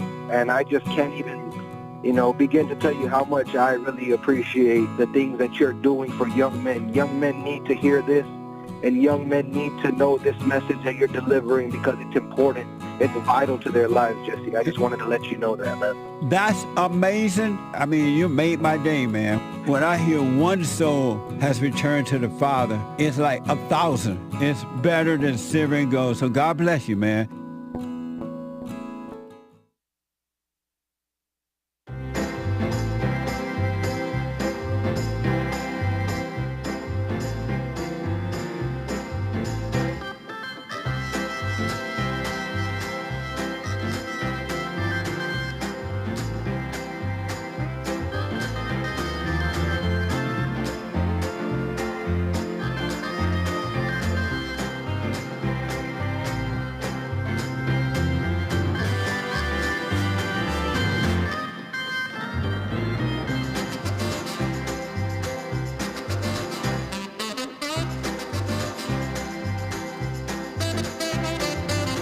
Bible Thumper Thursday, 888-7753, 773-888-77. Jesse, quick announcement. Don't forget to follow us, like, subscribe, comment. We're on rumble.com/Jesse Lee Peterson, cozy.tv/JLP, where Christ is King, and JLP Talk on X, Jesse Lee Peterson on Instagram. And so don't forget to like, follow, subscribe, comment. And I do shout-outs all the time for folks around the world. Whatever shout-out. Birthdays, weddings, anniversaries, encouragements. Whatever the shout-out is, I do personal shout-outs for you, all right? Go to Cameo, CAMEO.com/Jesse Lee Peterson, CAMEO.com/Jesse Lee Peterson. And don't forget to support our work. We're helping you, you say, so help us to help others as you're being helped. And those who are not being helped, you still can help us to help others. Go to rebuildingtheman.com, rebuildingtheman.com, and make a donation contribution. It's tax deductible. Rebuildingtheman.com/donate, or call 800-411-2663, 800-411-BOND, BOND. Super chat. Super chats. Greenwall with a couple of coffees here says, I'm white, but my mom's deep roots around Maryland make me say some words like black people. like merit for married. He says merit. Like, merit. Reminds me of maize. And orange, AWNJ, for orange. This triggers other whites and even Hispanics, and sometimes they want to fight me. What amazing. That's funny. Thank you. Greenwall also says, when I asked about dishes and black people food yesterday, I was thinking of a friend who had gone to a black Thanksgiving dinner, told me the food was different from at the white ones.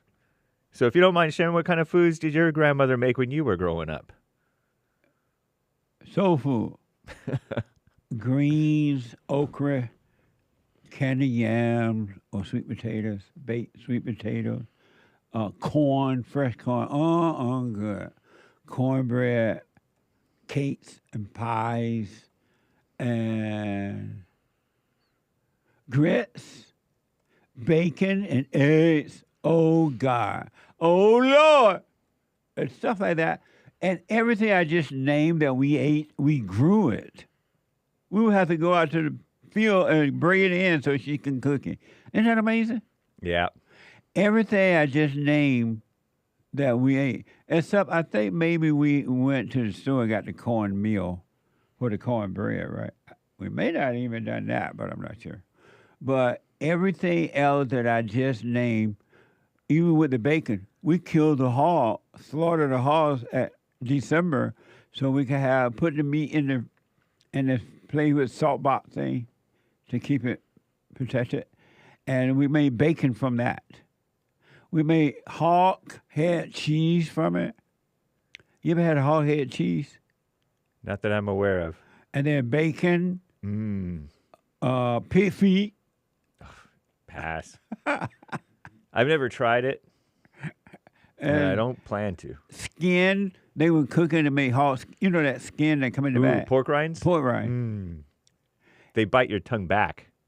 And corn. We would pick the corn from the cornfield. Isn't that amazing? It is. Amazing. Thank you. He reminds me of, there's a Santa denier in church. Sorry. But his mother has deep roots in England. And he says, no. And pardon. Nice. And he looks like a little American kid. Yeah. Nice. Anyway, Affirmative Action Friday, bought a coffee. I'm divorced and share my kids 50-50 with mom. I hire a nanny to homeschool my son and do the wife stuff around my house. My ex is now asking for money for child support. I told her if she wants the money, she needs to take the kids. This evil, full-blown spells out the word blank. I don't want to say it. I'm too shy. I'm too beta. Only wants to hurt me. The ego hates her, but I am watching and not reacting. Right on. Don't hate back. Really, don't hate back. You will lose. Stay present. Have perfect love. You will win. You can't lose. Amazing. Thank you. And pardon me for not saying the full word that you put in there. What was the word? The B word. What? The B word. Bathroom? No. B-I. The one that you say. What? Black? Are you playing dumb? The B word for a woman. Never mind. A wet, angry dog. Oh. Finally. Yeah, Affirmative Action Friday about another coffee. I see that America and her politicians have put the woman before the man, and no one is trying to correct this injustice. Yep. Not the Republicans nor Democrats. 100. Why is there no uproar or debate about how the women are using the men? The Great White Hope has not said one word about how men are being destroyed. In reality, he is putting more women in power. That's the one thing I totally disagree with the Great White Hope on, is that he putting these women in charge in leadership positions, and it's going to end a disaster. It's not going to be good. You're right. I agree. What a mess. Thank you. Mami Africa, Tembi. Bought our coffee. Hake, you pronounced my name perfectly yesterday. It's with a hard T. It's not Thembi. It's Tembi. Nice. They didn't make you white for no reason. Right on. The guy with the good hair. Hake. Right on. Thank you. Thank you, Tembi. Yeah. Someone bought 3 coffees. Just as darkness is the absence of light. Sounds like a biblical question response. What is evil? Evil is the absence of godliness. What the? Thank you. Thank you, someone. Yeah. Samuel on Cash App. That's Bond JLP on Cash App. Evil, I guess. What is evil? Evil, anything other than work. Evil, anything other than work? What does that mean? He did not elaborate. Oh, okay. Thank you, Samuel. I'll put my 2 cents in on Sunday. I appreciate it. Mike Young, hey, Jesse and James Hake. What do you guys think about the security breach situation with the texting of the war plans? He asks, quote unquote. Not a big deal at all. The media and the Democrats are wishing for a big deal out of it, but it doesn't seem to be a big deal at all. Amazing. Thank you. Indeed. Or else Trump would have fired somebody. Yeah. Thank you, Mike Young. Dame 8320. Jesse, your talk at the beginning of yesterday's Manhood Hour was gold. Many men put women on a pedestal and don't realize how deceiving they can be. Yeah. Yeah. Such a sad way to live. Thank you. I appreciate it. Aaron G. Bruce Almighty was a really funny movie, but in that story, people had free will. Emoji. Still funny, though. Jim Carrey is talented. And that's when the guy said, idiot. I don't know. I don't know that movie. Oh, Bruce. You said Bruce Willis? No, not Bruce Willis. Remember that guy? It was so funny. A white guy, he was like act really goofy like, and he had a little Mexican friend who idiot. Napoleon Dynamite. Yeah. Oh, idiot. Idiot. Yeah. Yeah, that's in some of like the show intro play things. Napoleon, what's this called? Napoleon Dynamite. That was such a good movie. Yeah, I didn't watch it for years until my friends finally showed it to me on like video. I can watch that movie over and over again. It was so funny. Yeah. It was he and that little Mexican guy was funny. Vote Even for me. the girls in that movie were funny too. Nice, and that's rare. Yeah. Right on. But it's very good. Yeah. Have you seen it? I have a long time ago. Yeah, it's Probably funny. Dynamite. It's real funny. Idiot. Anyway, thank you. Dame8320 gave another super chat, no message. Thank you. Ariadne J, 3 coffees. Biblical question. What is evil? Evil is anger. I reversed out of my parking spot, seen a Biden-Harris Ukraine sticker, and passed a stop sign and almost got T-boned. I was so ashamed. I marinated in the pain and silently prayed. Nice. She got mad at the bumper stickers. What the? It doesn't. Just think about anger, right? Anger is not good. Anger can make you get mad at a bumper sticker on somebody else's car, has nothing to do with you, but people identify with politics. And then if one person don't agree with your politics, you're angry at them, like they don't have a right to have their own ideas and vote their own way. You get mad at them rather than just disagreeing because you have identified with politics. Republican or Democrat or independent, whatever, liberal, conservative. You can't have any identities if you want to be free. Amazing point, though. Thank you. Thank you, Ariadne. No more thoughts. Jesse, I finished reading all of your books. Amazing. You should write another one since the latest, The Antidote, was amazing. Thank you. I'm working on them. Check out my books. They are amazing. From Raised to Responsibility in my first book, and then Scam, How the Leadership Exploits Black America, and the 7 Guaranteed Steps, a little pocket guide, 7 principles that works, right? 7 Guaranteed Steps to Spiritual, Family, and Financial Success Guide. And then The Antidote, Healing America from the Poison of Hate, Blame, and Victimhood. Amazing book. And I will sign them. Go to rebuildingtheman.com, rebuildingtheman.com, or call 800-411-BOND, 800-411-2663 to order your books. And I will sign them to whomever you like. Thank you very much, and I'm glad you like them. Aaron G., if evil has been defeated, then why is there still a spiritual battle? Is it just because human beings refuse to let go? Yes. Because it has no power, it has no authority, it has nothing. It's totally been defeated, but it's deceived you by making you think it's you, and it make you do crazy things. That's deep. Amazing. Thank you. Hello, sir. 2 questions. Trying to get clarity. If it's no us, how can I be a lawbreaker? And 2, when you say stop your thoughts, how do you do that if it's no me? And it's not you that's stopping the thought. It's the Spirit of the Father, the light, shining on the darkness. Thoughts are dark and evil, right? They're dark. And so the light shine on the darkness so you can see that they're not you, and it will take them away from you. It's not you. Amazing. Thank you. Anthony on Cash App. Good morning, Thursday. JLP show. Thank you. Bible Thumper Thursday. Oh, and the answer to how can you be a lawmaker if there's no you, that was answered on Sunday in church. Oh, yeah. Check it out. rebuildingtheman.com/church. That's right. For this past Sunday, it was deep. Yeah. Check it out. Very nice. Thank you. And old Roy. Love JLP and crew. Blessings to you all. Thank you, old Roy. I appreciate it. That's over on Rumble. You gotta know how to rumble. That's where Pastor Chalalet live. Indeed. Thank you. Ewan Christopher, this show's consistency is truly remarkable. Evil is Oh, I guess it's a biblical question response here. What is evil? Resistance to the order of God.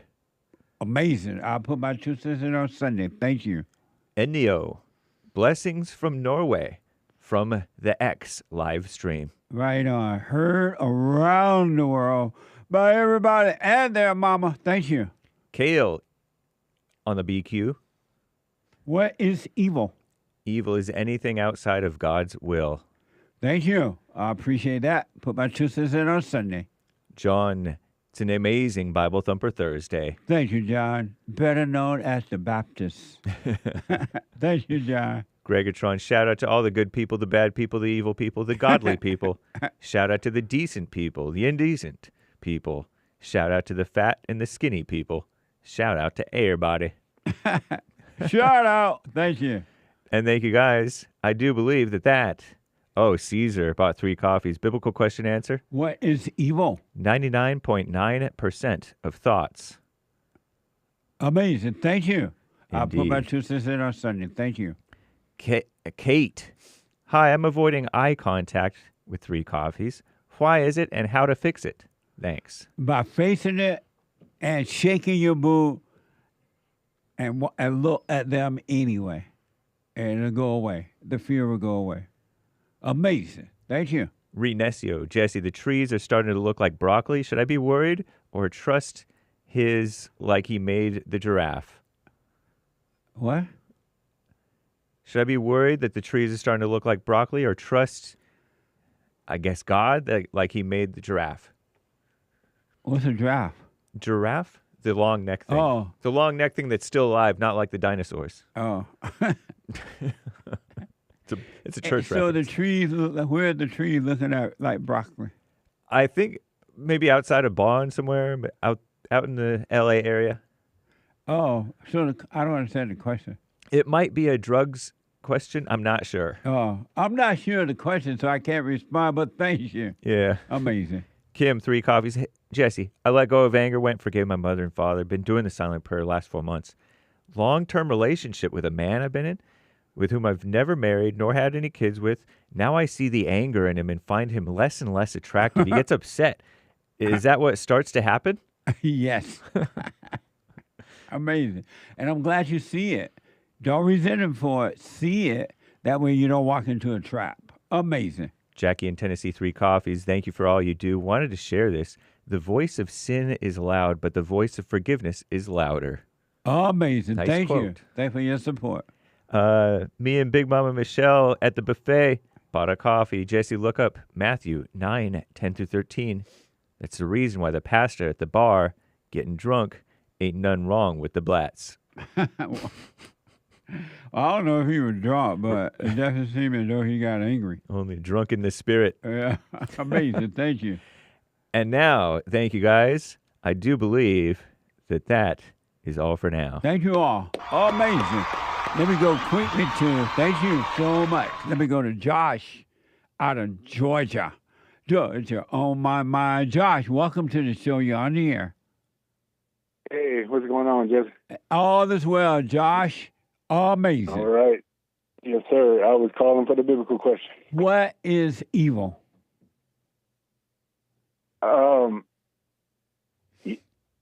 Evil is weakness, but there isn't a way for me to truly know what weakness is. You Because said there's no way for you to know that? Yeah, there's no way for me to, because somebody can look weak, but actually they switch and become super strong. So it's like you don't really, only God knows what's truly evil, because it's like we don't know what weakness is. We don't have a way to know what's truly weak. So you can't see when you are weak?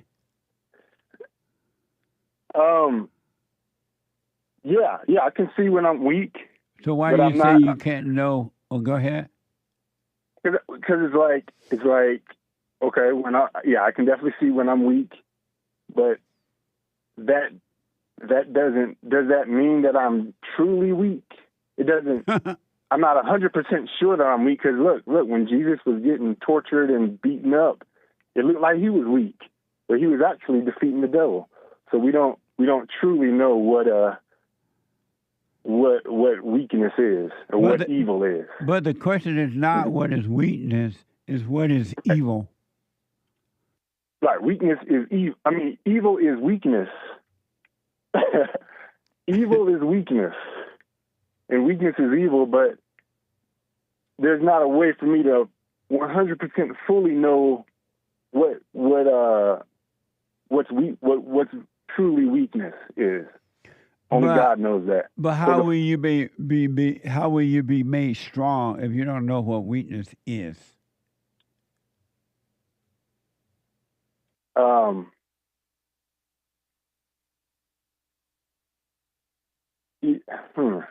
Let me see here. It's like how only God can do that. Only God can do what? Only God can make me strong. I don't know how I'll be made strong. All I do is I see what's weakness. But if you don't know when you're weak, how will he make you strong if you don't know when you're weak? It's like I kind of know when I'm weak, but God ultimately has to reveal to me that that's true weakness. Because for most of my life, I thought the vices was the weakness. And now, everything I thought was evil, it flipped on me. So I'm not, I can't say, I think it's too cocky to say I know exactly what evil is. That has to be, God will reveal that to me. And so in the moment. Your response. So yeah, your response to the biblical question, what is evil, is that you don't know what it is? Yeah, that's like the official answer. Oh, okay. That's my official answer. Only God knows what evil is, and He reveals that to me in the moment. That's the official answer. But the unofficial answer would be, evil is weakness. Oh, okay. How about that? Yeah. How about that? Follow me outside. How about that? What that woman said in that thing? Follow me outside. Catch me outside. Catch me outside. Catch me outside. How about that? Catch me outside. How about that? Oh yeah. Yeah. Thank you, Josh, and I'll put my 2 cents in on Sunday. I appreciate you responding to the biblical question. Okay, no problem. Thank you as well, man. All right, buddy. I got to take a break. 1 more hour to go. Hake is coming in with the Hake news. Not the fake news, but the Hake news. The guy with the good hair. I'll be back in a moment.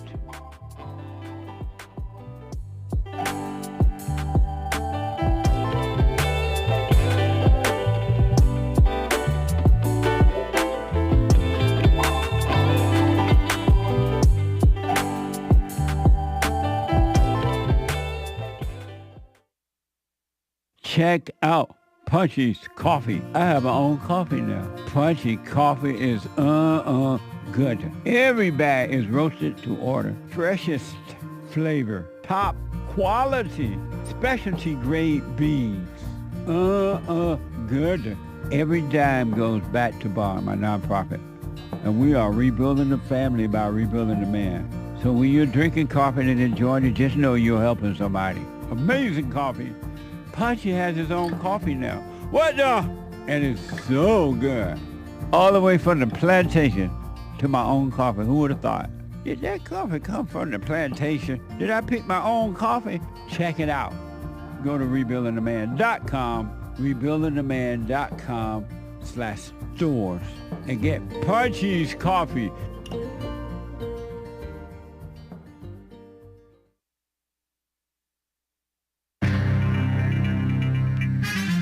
Whole lot of mess going on in the world. There are tariffs, which is good mess, right? Good mess. And the Social Security Administration backtracking on something. I don't know. They're changing up their plans. I don't know if that's relevant to you at this time. And the Tufts student was detained. A Turkish gal, I think. That's fun. And other things going on in the world. This is the end of hour 2 of the Jesse Lee Peterson Show. It is Thursday, Bible Thumper Thursday, March 27th, AD 2025. There's one line open. You can call in right now during Hake News, Not Fake News, and JLP will be right back to your calls, okay? So there's one line open. You can call in right now. Commie Nonsense Network, CNN reports auto tariffs in a major trade war escalation, they are calling it. Our greatest president, Donald J. Trump, on yesterday, announced 25% tariffs on all cars shipped to the United States and on foreign-made car parts. Nice. In response to the announcement, GM, General Motors, their stock price plunged more than 7% in after-hours trading. Shares of Ford and Stellantis, I think that's like Chrysler formerly, also dropped. Who knows what Stellantis is? Psh, only car people do. I'm growing. Only car people do. They also dropped by more than 4%. European Commission President, a woman, Ursula von der Leyen, condemned the tariffs. Pff, give me a break. And Canadian Prime Minister Mark Carney, no longer Justin Trudeau, Mark Carney, get used to it, called them a direct attack and a violation of the United States-Mexico-Canada agreement, which Trump made that, the USMCA, I think, U.S.-Mexico-Canada agreement. But he called it a violation. I don't think Trump sees it that way. Even if other countries decide not to retaliate with their own tariffs on U.S. goods, car companies are likely to pass on those added costs from the tariffs to the so-called American consumers. So-called American. And give you a break, CNN, very short-sighted. Anyway, the Social Security Administration has decided to backtrack, according to Commie Nonsense, on its plan to require all applicants filing for benefits to complete their claims in person or online. Which, that's a confusing statement. I don't know if this is worded correctly, because how else would you do it other than in person or online? I mean, I guess you can mail it in, and they're not allowing to do it? I don't know. Only people applying for retirement, survivors, or meaning people who survived their dad dying, their mom dying, whatever, or their husband, their wife, or family benefits will have to do so after April 14th. Those applying for so-called disability benefits, supplemental security income, and Medicare will continue to have the option of filing the claims, by phone. Okay. At a time when the SSA, Social Security Administration, is planning to eliminate 7,000 jobs, 12% roughly of its staff, and close some local offices, this new policy could force people to travel long distances and wait longer for service or payments. Whatever. An international student at Tufts University, Tufts, Tufts, who co-wrote an op-ed in the school paper last year criticizing, I guess, the university response to the pro-Palestinian movement, has been detained by immigration officers. Surveillance video captured the moment when 6 plainclothes officers surrounded Rumeysa Öztürk, a Turkish national in America, woman, on the street near her apartment in Somerville, Massachusetts. No wonder New England is so liberal and off the deep end. They then took her phone, restrained her hands behind her back, and placed her into a waiting SUV, sport utility vehicle. A spokesman for the Department of Homeland Security said Öztürk, meaning this Rumeysa, Rumeysa, and her last name is Ozturk, Öztürk, had engaged in activities in support of Hamas. Sorry, that's annoying. But her attorney, according to her attorney, no charges have been filed, although a district judge ruled on Tuesday that she was not to be transferred out of the state without advance notice. They moved her to ICE in Louisiana. I'm James Hake.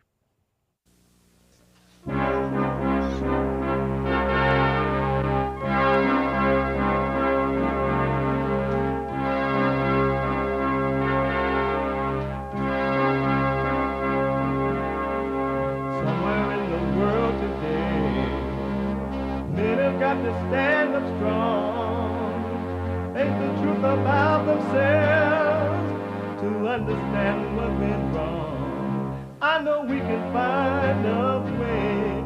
I know we can find a way. I know we can find a way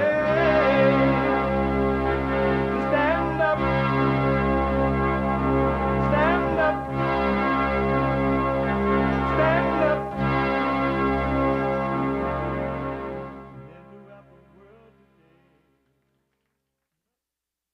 19 the racist with truth instead of dividing them with lies. We're also rebuilding the family by rebuilding the man. I am Jesse Lee Peterson. Good morning. Excuse me. Welcome to the third hour of the show already. Amazing. I can't believe it. You can get involved by calling 888-7753, 773-888-77 Jesse. And my biblical question, what is evil? What is evil? You can listen to the show by your iPhone, iPad. You can always podcast, but you can be listening no matter what you're doing. Even if you're going around my country chanting death to America on American soil, after being invited here, death to America, death to Israel, and you're allowed to stay here. Isn't that amazing? That's amazing. You still can be listening to the show by calling the listen line on your iPhone or iPad at 605-615-4131. 605-615-4131. And to donate and have your comments read out loud, go to Buy Me a Coffee. BuyMeACoffee.com/JLP Talk. BuyMeACoffee.com/JLP Talk. Or Bond JLP Cash App. Bond JLP Cash App. It's Thursday. It's Bible Thumper Thursday. Every Thursday is and will always be Bible Thumper Thursday. Oh God! Are you ready? Are you ready? I don't feel your faith. Are you ready? Hallelujah.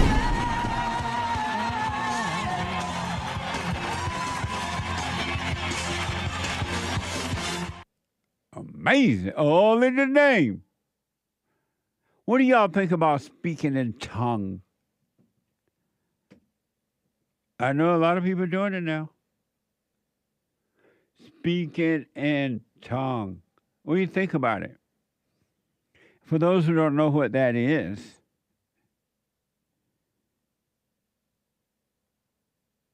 this is a soundbite from YouTube. Here's a preacher teaching a young lady to speak in tongue. Watch this from YouTube. Speak now. Say the first word. Say the first word. This is the primer brother. Habla conmigo. Sigue. Speak now. Habla conmigo. Ahí está. Ahí está. Ahí está. Ya. Let it out. Ahí está. Speak.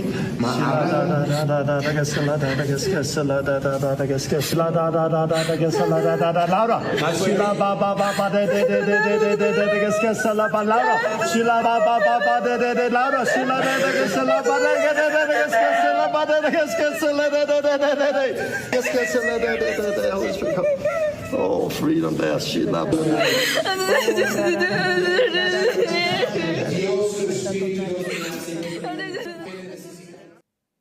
That's scary, huh? What? Oh, God, that's scary. That should be put on a list as spiritual abuse. How is that from God? Somebody do all that and make you say it. Poor girl. And she doesn't say it. She may get hit on the head with that mic. What the? Here's another clip of a preacher encouraging his congregation to speak in tongues from YouTube. Bring this girl here. That's the power of God, church. She just received the gift of tongues. Speak it out loud. Receive it in Jesus' name. Pray out loud in the Holy Ghost. I love the different sounds of the gift of tongues. Did you receive it? Come here. You want to pray in tongues? Lift your hands. Close your eyes. Father, light her tongue on fire, Lord. That's it. That's it. Close your eyes. Lord, release that sound on them now. That's the power of God on you, man. We're Pentecostal people of God. We believe in speaking in tongues. What a mess.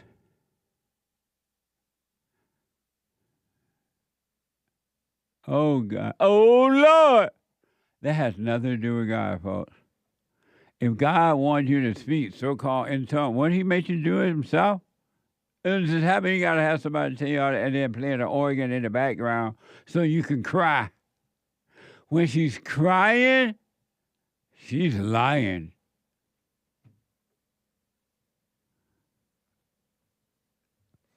First Corinthians 14:27-28.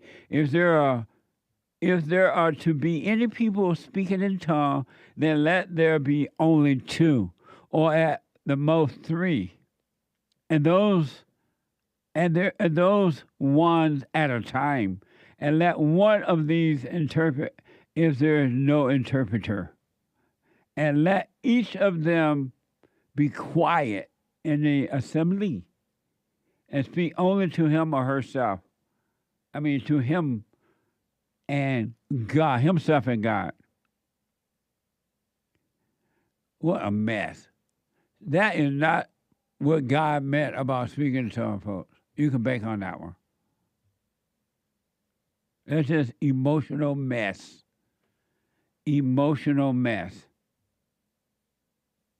And just imagine that the Great White Hope, Donald Trump. Nick, you said you went to a retreat and they had you to do that? Yeah, I remember getting sent to like Christian camp or some kind of spiritual retreat. Yeah. And they started doing this. They lined us up and they started playing real hard music and they're going to each one of us. And I'm staring because they told me the spirit's supposed to come over you. And I'm standing there waiting for the spirit to come over me. And the lady comes up to me and she starts prompting me like, go, rabadabadu, jibidi. I'm like, that doesn't make sense. Oh, God. I remember I first did that at a church here in L.A.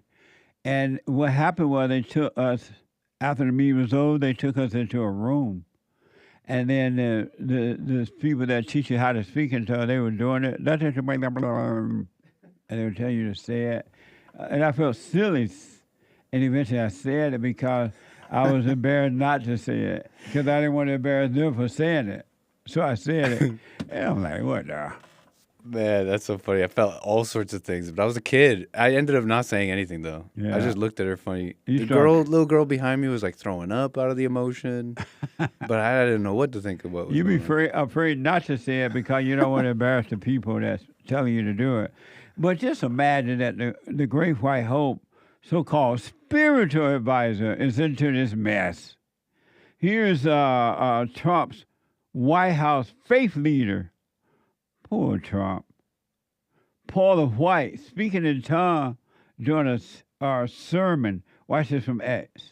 Soko, Mahanda Akasata, Reke Yamanda Raboko Sokota, Ronda Yakande Eke Seke La Mama Manda Rabakase, Meta Rabakande La Babakaso, Yalamana Niana no, Sakayato Yakande, Yamakato, Yabatadia City Akano, Yakatara City. Power! Ain't no power in that lady. I can see how that can make you cry if you're already an emotional human being with a problem. Really. That's going to make you cry. But it ain't doing nothing for your soul. What the? Now, that's Trump's spiritual advisor. Can you believe that? I wonder if she do that on Trump. Put her hands on Trump's head and do that. Somebody told me, like, what the? I rebuke you, Paula. Trump would say, I imagine.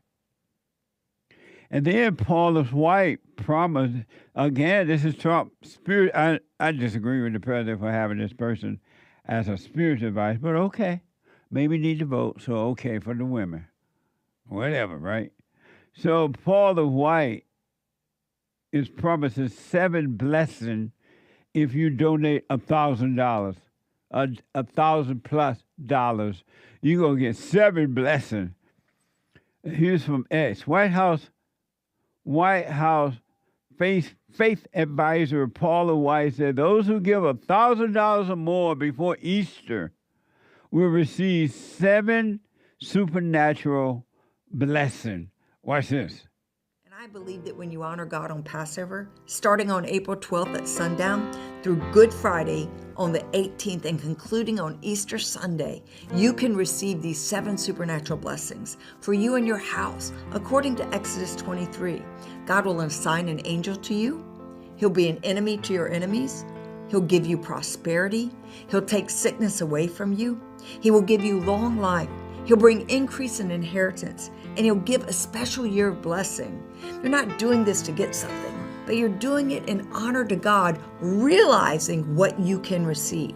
For your special Passover offering of $1,000 or more as the Holy Spirit leads, you will also receive the beautiful 10-inch Waterford Crystal Cross. Don't miss your moment to release 7 supernatural blessings and provision into your life. I was literally And I believe that when you honor God I was on literally about to Passover, make a joke. starting on that April I was literally 12th just at about to sundown. say something like that. What? And $7.90 for 3 installments of $7.99, you can get salvation right now.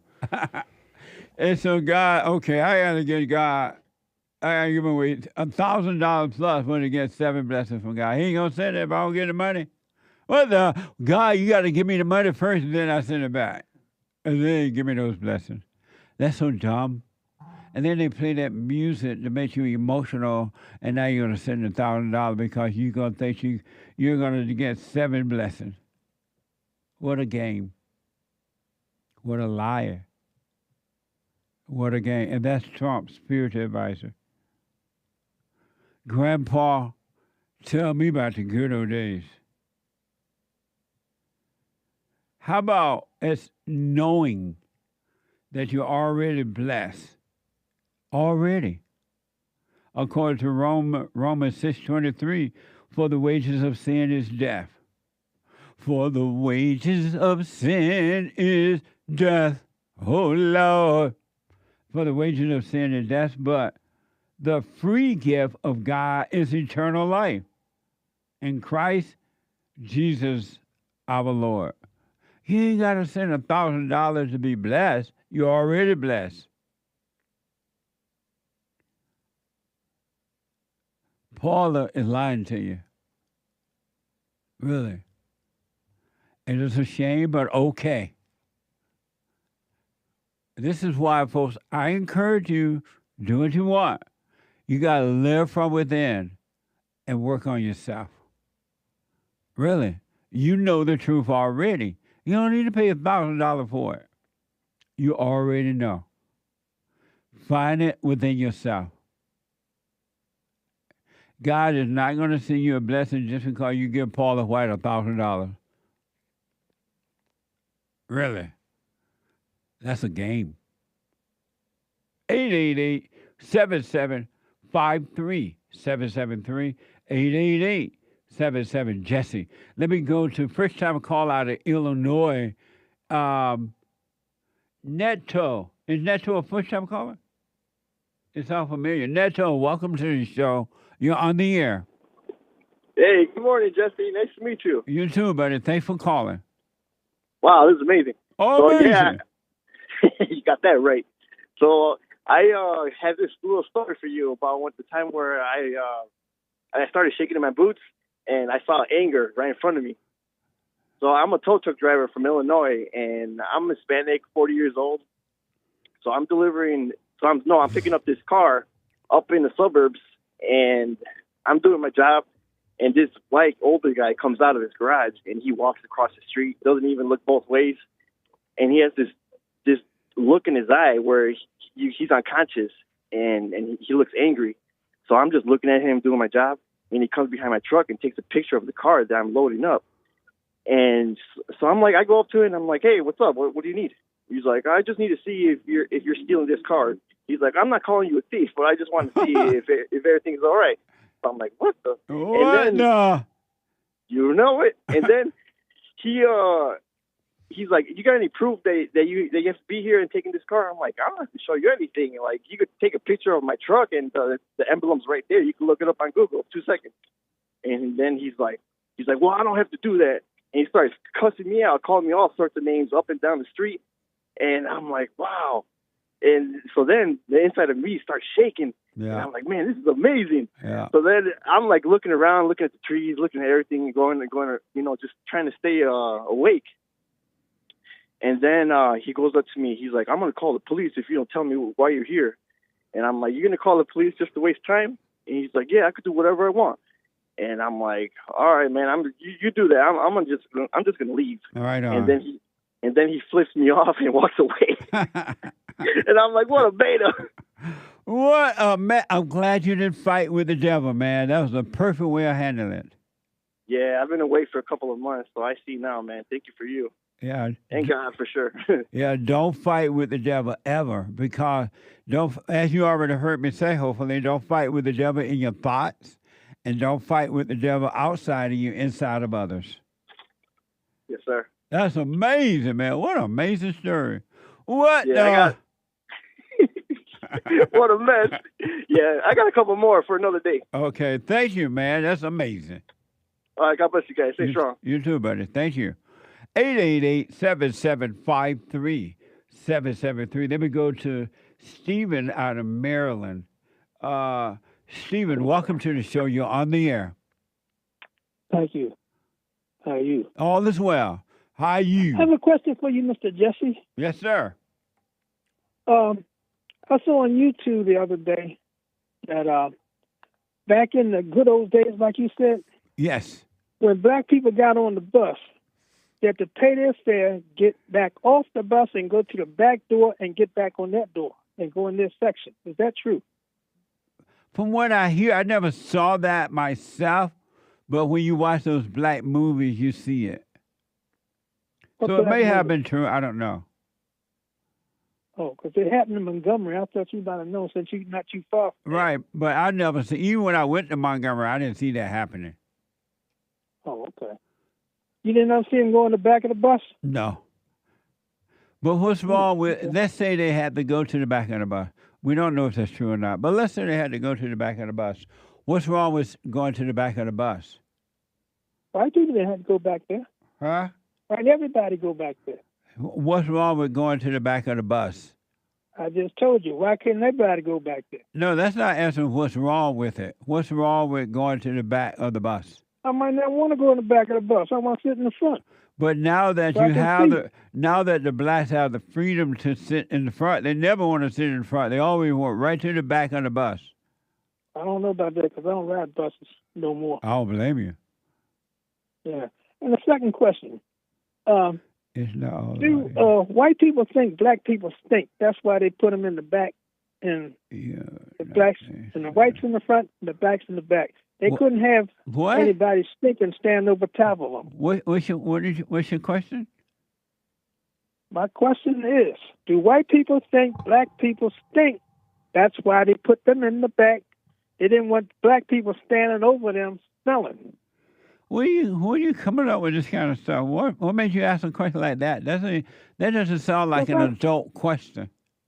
That is an adult question. No, That's that doesn't even make sense. Okay. Well, just answer the question. I can't answer that question. It's not a grown-up question. It is a grown-up question. Do white people think that black stinks? Yes.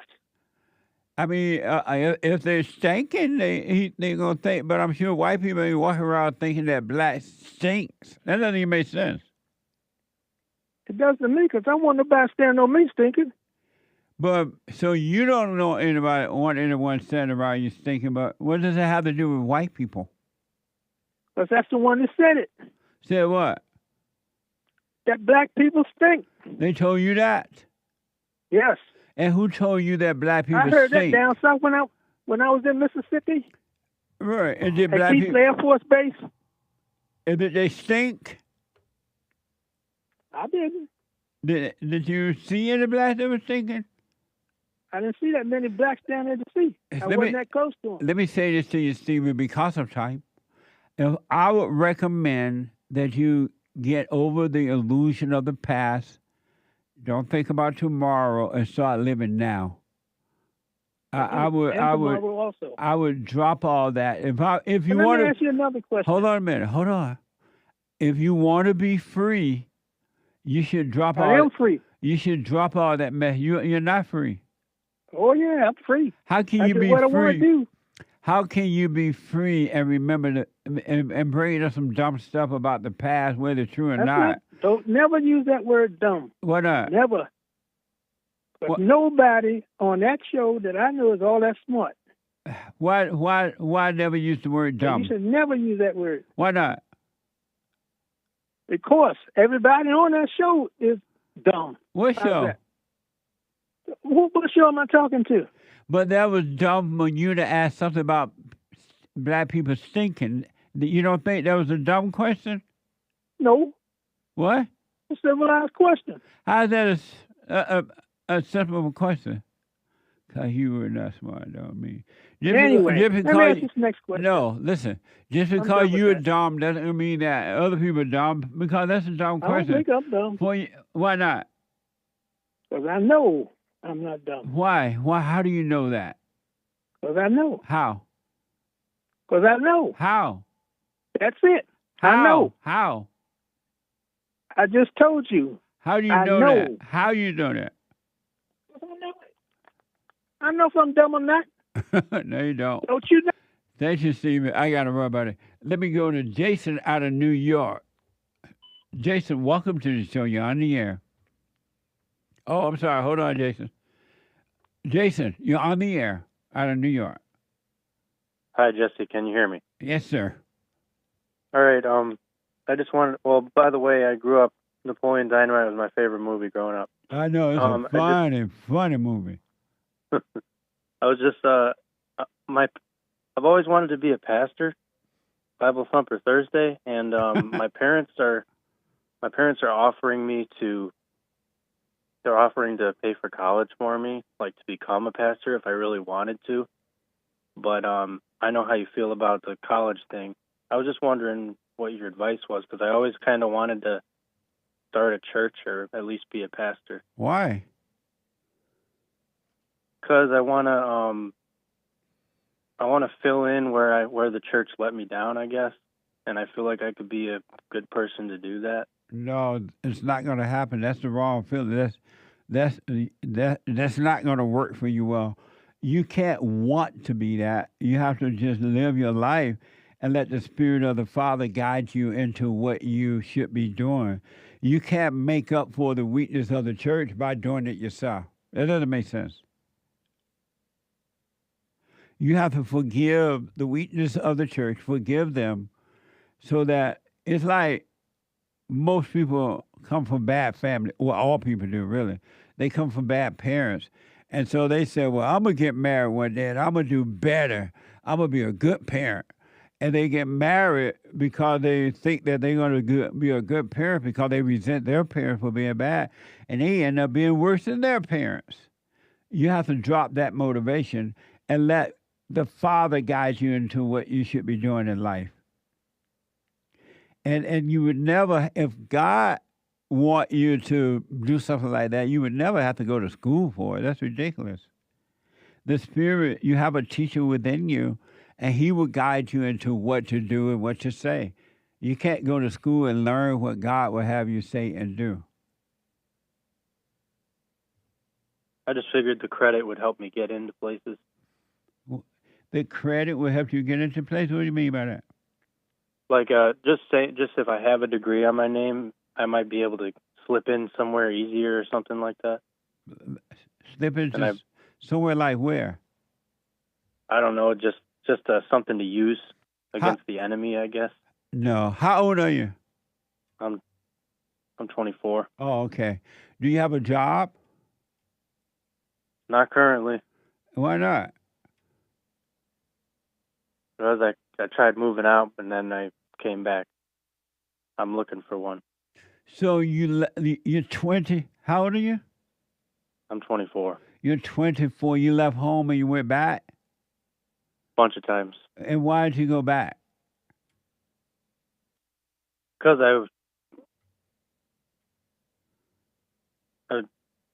I don't really know. You don't I need know. help. You don't know why you went back. You need help. What type of help you need? Like I have anxiety problems, but I don't like taking medication, so I'm trying to do it the right way. By doing what? By doing the silent prayer and stuff, and reading the Bible, and by having a church support instead of trying to do it all on my own. Have you forgiven your mother and father? Yes, and I'm working on that. Have you forgiven your mother and father?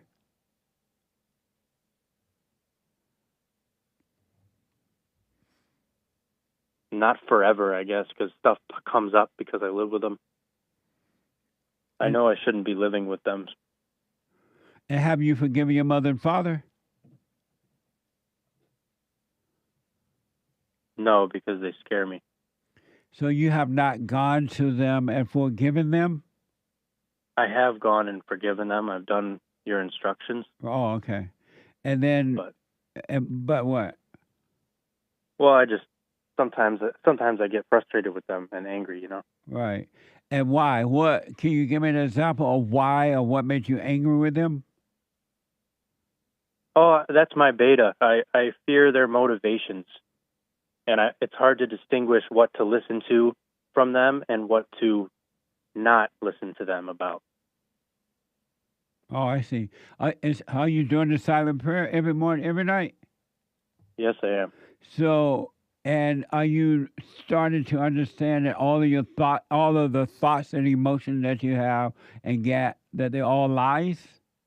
Yes, I am starting to understand that. Okay, well, stay with that. Stay with the silent prayer. Watch those thoughts. And just know that they're not true.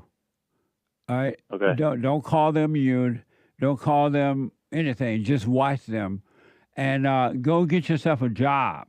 Can you work? Yeah. Are you able to work? Yeah, I'm trying. I'm trying not to go on like disability or anything like that. But why would you go on disability? Because of fear problems, and I have like a complex about other people. It's hard. I don't I assume people's motives too much. Oh, so you don't. Go ahead. I let the fear of what they're thinking of me drive my emotions, and I get scared, and it's hard to keep a job because of my anxiety problems. And so, give me an example, if you can. Like, let's say you're at work. You had a job before, right? Yes. And so at work, people are thinking what about you? Well, like there's a lot of openly homosexual people, for example, and they just don't like my vibe, you know, because I'm like a Christian dude and I'm not okay with it. I don't say anything about it, but you can tell it's kind of just a vibe, so that's why I'd consider it beta of me, because there's no actual, like, proof. Nothing's being said, you know? And so how do they treat you? They treat me all right. So it's just all in your mind? Yes. Haven't you heard me say all thoughts are all lies all the time?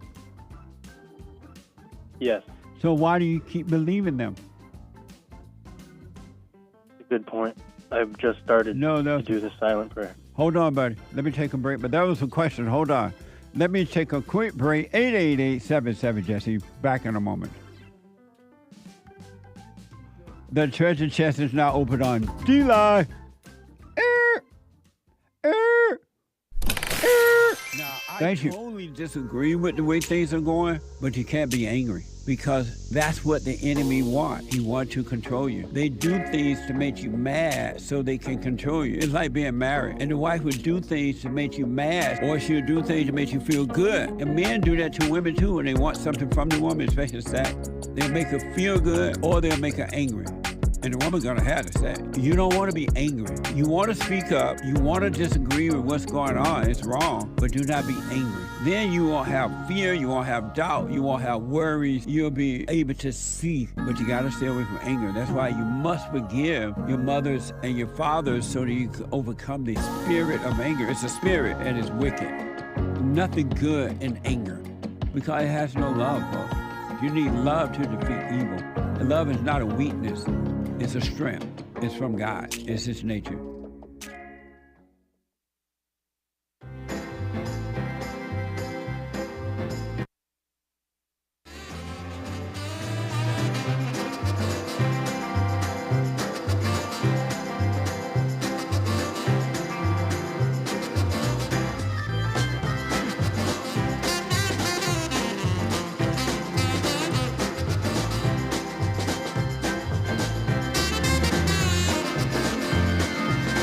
Hallelujah.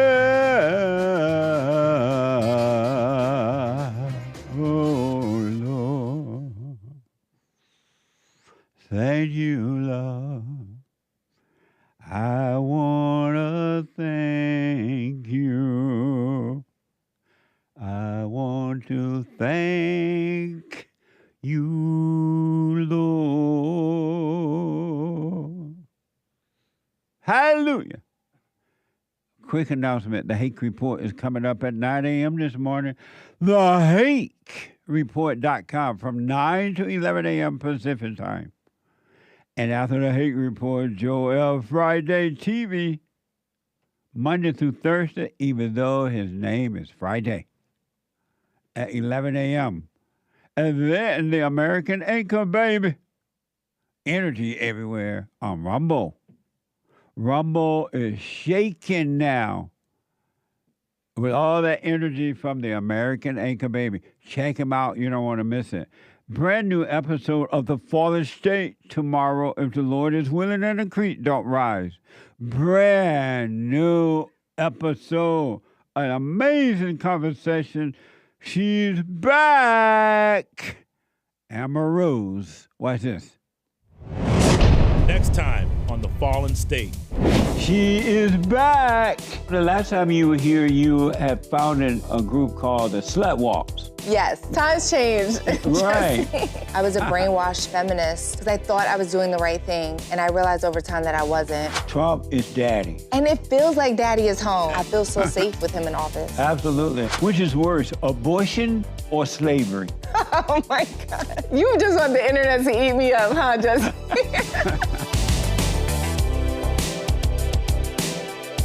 Amber Rose, for those who don't know, Rose, a former feminist who now identifies as a conservative. She's changed a lot. It was an amazing conversation. Tomorrow, Friday at 11 a.m. Pacific time. You can also become a member of the Fallen State Now.tv. You see the information there. And donate to the Fallen State and all that good stuff. All right. Amazing. I want to just quickly show you that, and then I get back to Jason out of New York. I want to know, it's Bible Thumper Thursday. What a mess. I want to know,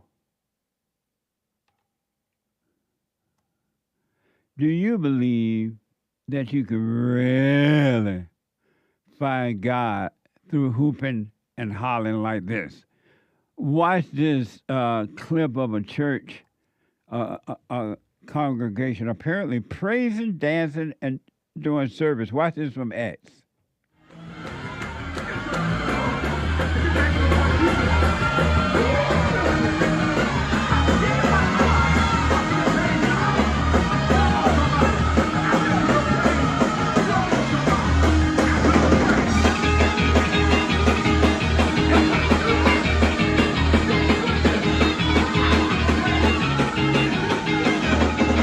caption reads, "You reach a certain age and realize this is all for show."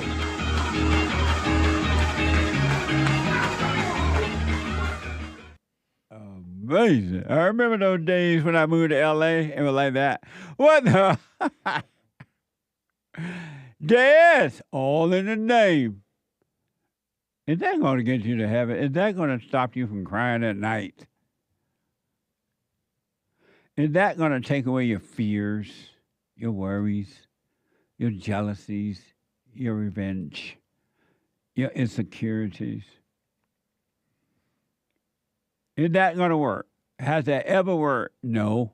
It's just a thrill, a moment of thrill. That's all that is. And then the thrill is gone away from me. The thrill is gone. The thrill is gone away from me. The thrill is gone. There are people that are really, and all people are really, until you overcome your anger, which is hatred, which is judgment that separate you from God. You're living in hell. You're living in hell. And I want to give you an example of black Hebrews who are Israelites who are living in hell. And I believe I interviewed this guy on my show one day. Black Israelites living in hell. Here's a clip of so-called Capt Tazaryach, a Hebrew Israelite, a former guest on the fallen state, stated that Christ beat people in the temple. You so hoppo to beat me. You told Christ to beat me. Watch this from YouTube. The swords. We're very militant. You know, we're not Christians. We'll whoop your ass if necessary. So we fight. Well, you guys were training earlier, right? Hand-to-hand combat. Christ said in the Bible to sell what you have and go purchase a sword. So Christ didn't. So Christ is a man of blood and steel. Yeah, Christ whooped ass in the church. I say this all the time. Christ beat people in the temple. Christ wasn't somebody that was a soft and sissy guy. He just did the job that God said, where God said, you're going to be the sacrifice to redeem Israel. So he did take the death, but he was about warfare. Amazing. If ever we needed you, Lord, we need you now. Poor Christ. Lord. The new people on earth ain't gonna even recognize Christ if he walked up to them. They'll be like, who are you? Where's your sword? What a mess, huh? The kingdom of heaven is within you. The kingdom of heaven is above you and in you. The kingdom of heaven is perfect love. The kingdom of heaven is a light unto your feet. Really, it's not all this, and it's simple and amazing. It's none of this, it's freedom. It's freedom. Perfect peace and freedom. And you can have it. I ain't never, this is black coming out of me, and I'm black. He black. I ain't never seen nowhere in the scripture where Christ beat people. It's amazing human being uses Christ according to their own desires. Think about that. Where's the love? 888-7753. 773. Let me go quickly back to Jason. Hey, Jason. Can you hear me? Okay, I got you now. Listen, what I recommend, I'm not a doctor, so I'm not giving you medical advice, but I recommend that you do the silent prayer and watch those thoughts that tell you people thinking this and that about you, tell you those thoughts that you have fear and worry and you're not going to make it. You got to watch those things and not call them you. Even when they say you have fear, don't call fear you. and eventually all that stuff will disappear, and you will be free from it.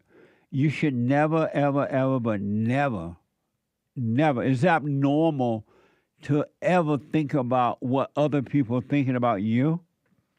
It's abnormal. It's an abnormal state of being to judge yourself and other people.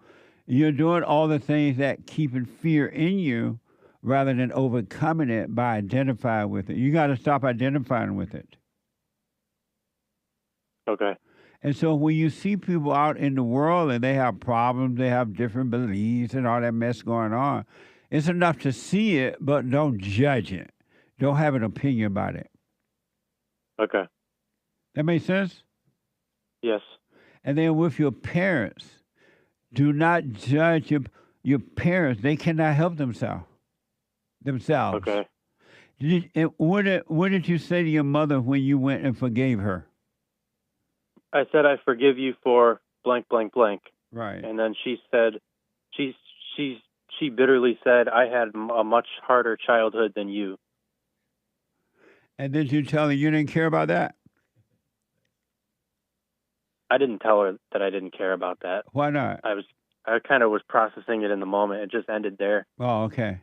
Yeah, forgive her because it's for your freedom, not her. You forgive her and God forgive you. And what did your father say when you went to him? He was gracious about it. Yeah. Fathers normally are. Yeah. So I want to encourage you, do what you want, but I want you to practice not believing those thoughts and see what happens. Don't obey them. Never obey those thoughts again and see what happens. All right. Let me know how it goes, all right? All right. Thank you. All right, buddy. 888-775-3773. Stephen is a first-time call out of Tennessee. Stephen, welcome to the show. You're on the air. Thank you, Jesse. I am so happy to be on here. I've been listening to you for quite a while. So, and I've got two things. One of them is the speaking in tongues that you were talking about earlier. Yeah. I actually had experience with that. I was kind of crashing and burning at my mom's house. I was on drugs for a long time, and I would go stay with her to get cleaned up because I would end up homeless. And, you know, she had one of those hooping and hollering churches, and she would make me go to church with her on Sundays. And they don't speak in tongues. It's not something that they even do. They're song and dance. They got all that, got the big band and all that. And I was sitting at the top row because I could sleep up there without anybody really noticing me, just to get it over with. Oh, yeah. And I know, but you know. Yeah. So I was sitting up there and I was basically asleep, and all of a sudden I had this weird feeling, and I literally started having tears coming out of my eyes, and I was looking around going, what is going on? And nobody else around me seemed to notice, and nobody else was doing it. And then the only way I can describe it is there was like a light, but there was no actual light, but it was like a light around this like 19 or 20-year-old girl that was sitting way down lower in the lower rows. And I was like, what? And I kept having tears come out of my eyes, and I had this strange emotion that I just didn't understand what was going on. And then she stuck her hands up and started blah, blah, blah, blah, blah, like all this, you know, stuff. And she actually went on for a minute because the band is so loud, they didn't even notice it. And then slowly the pastor got them to stop playing music, and she was just going crazy, you know, and everybody was just dead silent. And then they had a guy that got up there, and he was supposedly interpreting it, but I think he was just saying what he thought people wanted to hear. Yep. But I tell you, man, I mean, I don't believe in that whole, like, I was on a date one night there's a church in my area called Church of God, and they actually teach talking in tongues. And when I first moved here, I went out with this chick, and she went to that church, and we were in her car. And she told me that she was at the gym that day. She said she talked in tongues, and I was like, what? And she's like, yeah, I was at the gym the other day on the Treadmaster, And she said, I was just sitting there talking in tongues while I worked out. And I was like, what are you talking about? No. Oh, I know. And then she goes, I can talk in tongues right now if you want me to. And it's like that car got too small all of a sudden for me to even be in. I looked at her and I was like, I got to get out of here. I was like, no, I absolutely don't want you to talk in tongues. I was like, I'm good. And so, That's you know, right. I think there might be a real thing to it, but I only had that one experience. There's and it was nothing real wasn't to even- speak in tongue. Nothing real about that. Really? No. Oh man, I hate it. I thought that was a real thing. No, it's not real at all. It's all emotional. It's all mental. It has nothing to do with God. Period. Oh. Okay. Well. Amazing.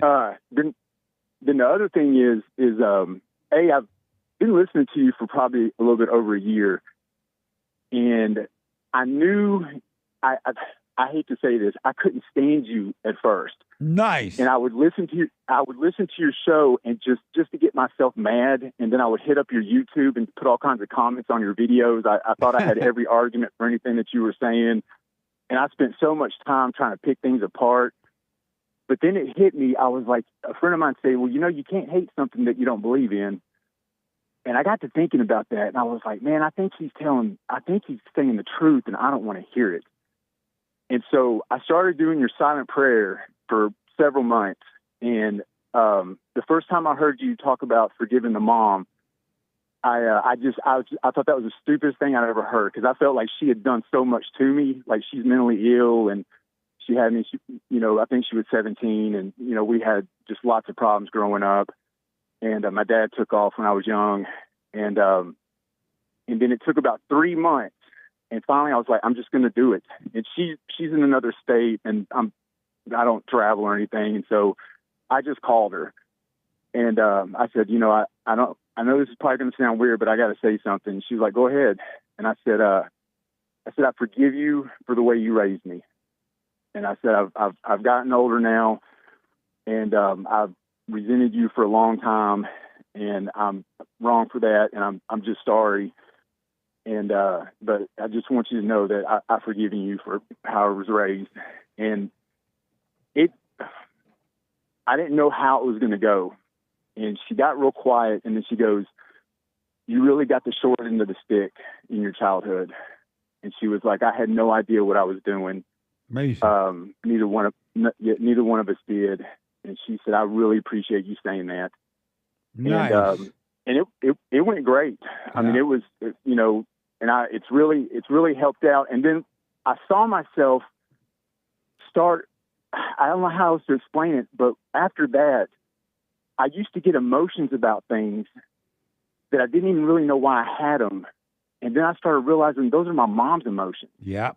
Those aren't even mine. That's Yep. my mom's emotions. 100%. And so, yeah, and so like there was this layer of stuff that just kind of went away, and over the course of doing the silent prayer, and what I wish people knew is that it doesn't kick in like a week, at least it didn't for me. It's been months of doing it where I start to, because you've got a YouTube video that's about 12 minutes long, and I listen to that every morning. And like just the other day when you said the you, looking at the not you, I find that happening now, and I don't even try to do it. Yeah. It's just some of the changes are happening, and it's not, I don't even try. And almost by the end of the day, I'm like, who just lived my life today? Like, who is this person? Yeah. And then the mornings, like my mornings used to be, my mantra was, let's just get through this another 24 hours. Like that was the way I woke up. Let's just try to get through it.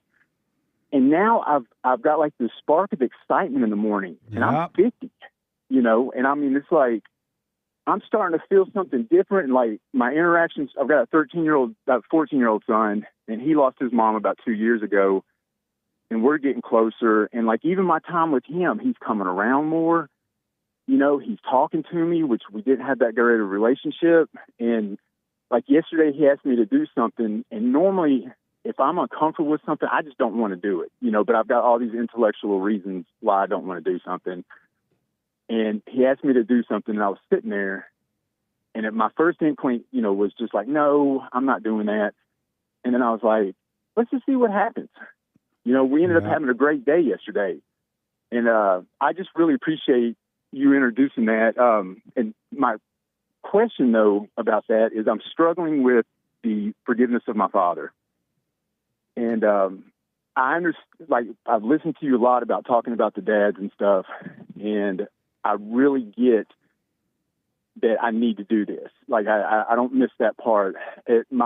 What holds me back a little bit is that he tried to reunite with me in my 20s, and I was on drugs, and I ended up stealing from him and doing a bunch of stuff.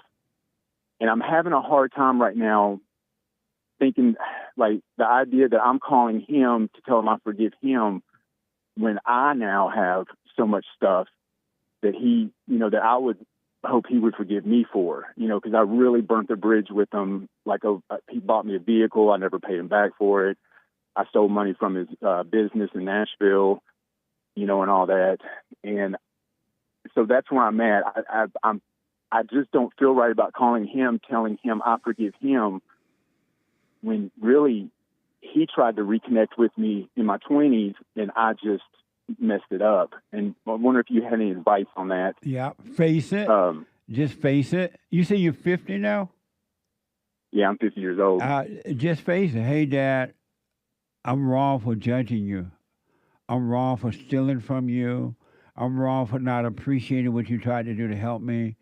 I am wrong, and I'm sorry for everything I held against you, and I'm sorry. That's all you have to do. Face it. That's all. And it'll be over with. Okay. Well, you haven't steered me wrong yet. And anybody listening right now, if you're not doing the silent prayer, you might as well hang it up. That's the way I look at it. Like, that silent prayer is everything. Yeah. I mean, it's so, that's where I noticed the change was forgiving my mom, but like, there's something different going on with this silent prayer, and you might intellectually understand why you should do it, but that's not the same as doing it. I got told a long time ago, I'll go hungry staring at the menu, and so I try to practice this stuff, and man, I tell you what, I used to cry a lot too, man. I was a crier every night. So I used to boo-hoo, and I like boo-hooing in front of girls because they like that stuff. So, at least some of them. But all that mess has stopped. I'd watch animal rescue videos and sit there and cry for 30 minutes and and all this stuff. And amazing. I just don't even have time. I don't have time for that stuff anymore. And last thing to your caller, thinking about going back to school. I'm $48,000 in debt. I got 2 degrees in political science, and I got another one in English literature, and I cut grass for a living. So I hope that helps his decisions. So, because it didn't do me nothing but getting in debt. Yeah, so that college thing is a joke. But I just thank you, man. Yeah, I love watching your show now. It's now I agree with you where I didn't used to. I used to be like, man, this is a bunch of BS, and all this stuff. And but man, you slowly but surely, you just kept coming, and I just kept knowing. I was like, man, there's a reason why I don't like this guy, and I was like, I think it's because he's telling the truth, and I don't like the truth. Yeah. So I appreciate everything, Jesse. Face your Thank you. father. Hey, Father, Dad, I was wrong. I was wrong for judging you, and I was wrong for stealing from you. I should have appreciated, and I didn't. I'm sorry. You'll be fine. It'll work out. All right. Let me know how it goes. I'll absolutely do it. All right. I will, Jesse. Thank you so much. You're welcome, buddy. Thank you. Amazing. Thank you. All right. You got to stay present, folks. Pray without ceasing, without stopping. Don't forget to be present. Super chat. Super chats. Tom bought a coffee. Biblical question answer. What is evil? Evil is hatred disguised as love. Amazing. Thank you. Cesar, 3 coffees. I've always loved Bible Thumping Thursdays. He's drunk as the best. But now I also love Black Fridays. He black. Every Friday is Black Friday now. What the? Amazing. Thank you. Roy bought a coffee. I may not know my flowers, but not all, but most black pastors are 2 hoops and a holler from being Jeffrey Dahmer. That's for sure. Amazing. Thank you. Anthony on Cash App. Bumpity bumpin' Bible Thumper Thursday. What the? Bible Thumper Thursday. Amazing. Woozy. The weirdest thing about the low-down dirty Tesla vandals is those cars are likely owned by other liberals. They're literally spurging out and attacking each other's cars now. Liberals are a mess. Yeah. That's what happens when you join groups and go against others. You end up turning on yourself. Isn't that amazing? You turn on the group. Amazing. Thank you. Thank you, Woozy on Rumble. Elijah on D Live with a Diamond Beta. Trump using Paula White for spiritual counsel. Beta. What a mess. I think Trump probably just playing. Yep. Zylo. Women leading the DHS, DOJ, now spiritual advisory. Trump should fire these Barbies immediately. Yeah. Maybe we need Jesse and Bill Lockwood as spiritual advisor. Then the country can know the truth. Amazing. Women were not created to lead. They were created to follow. I don't care what conservative, liberal, Christian, Allah, about whatever. Thank you. Amazing, he says. Amazing. Anthony, Cash App, Crooked, Cricket, Crackit, Crockett. What a mess. That woman needs, oh my God, what a mess. Amazing. Paula says, cash me outside. How about that? Nice. Thank you. Speaking in tongue, that's not love, that's hate. That's for sure. Says Carl Rich. Yeah. Taylor, here's $5. Does this buy me 0.5% of a blessing? It does. You got blessings on the way in the mail. Shout out to Elijah and the rest of the D Live crew, Games for Rec, Cactus Eater, Bear, Kid Combo 1, and of course the Rumble crew monthly supporters. And thank you guys. I do believe that is all for now. Thank you all. I appreciate it. I appreciate Aiden out of India, Andrew out of Minnesota, Robert out of Kansas, Adine out of Colorado. I am out of time. Tomorrow is Black Friday. We take all calls, but we take the blacks call first. I love the blacks, and we got to help them because they think I don't love them, and we love them at the Jesse Lee Peterson Show. Amazing. So we Black Friday now. The Hake Report coming up. Then Joy on Friday at 11. Joy on Friday TV, and then the American Anchor Baby at 12 noon on Rumble. I am out of time. Get on the straight and narrow. You can be free, but you got to drop your anger. Come out of the darkness of your imagination. Drop those emotions. The good ones and the bad were all evil. They're not from God. All right? Work on and do the silent prayer. RebuildingTheMan.com/prayer. You heard what Steven said. So do it. Work on you and the hell with everybody else. You are responsible for you, men and women. No one else is. You as an individual. And thank you for your support as well. Take care, folks. Amazing Bible Thumper Thursday. What the?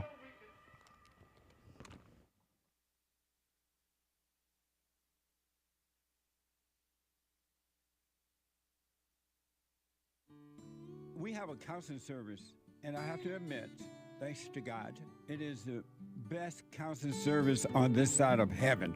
I counsel with men and women, families, individuals around the world. Most people are unhappy, they're miserable, they have rough lives, they're depressed, suicidal, young and old, of all races. I understand, I know why, and I do understand it. Because exactly what's happening in me is happening with everybody outside of me, inside of them. And I've noticed that with those who really, really, really want to understand, they overcome it just like that, out of one counseling session.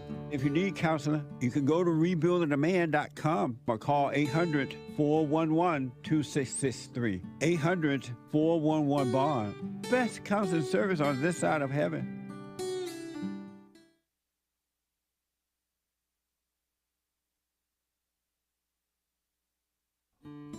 We have a counseling service, and I have to admit, thanks to God, it is the best counseling service.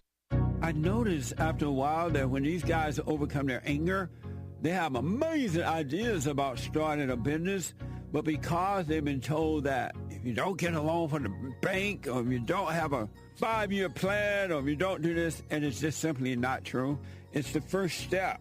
With faith, then all things are possible. So, but the most important thing is to return to the Father.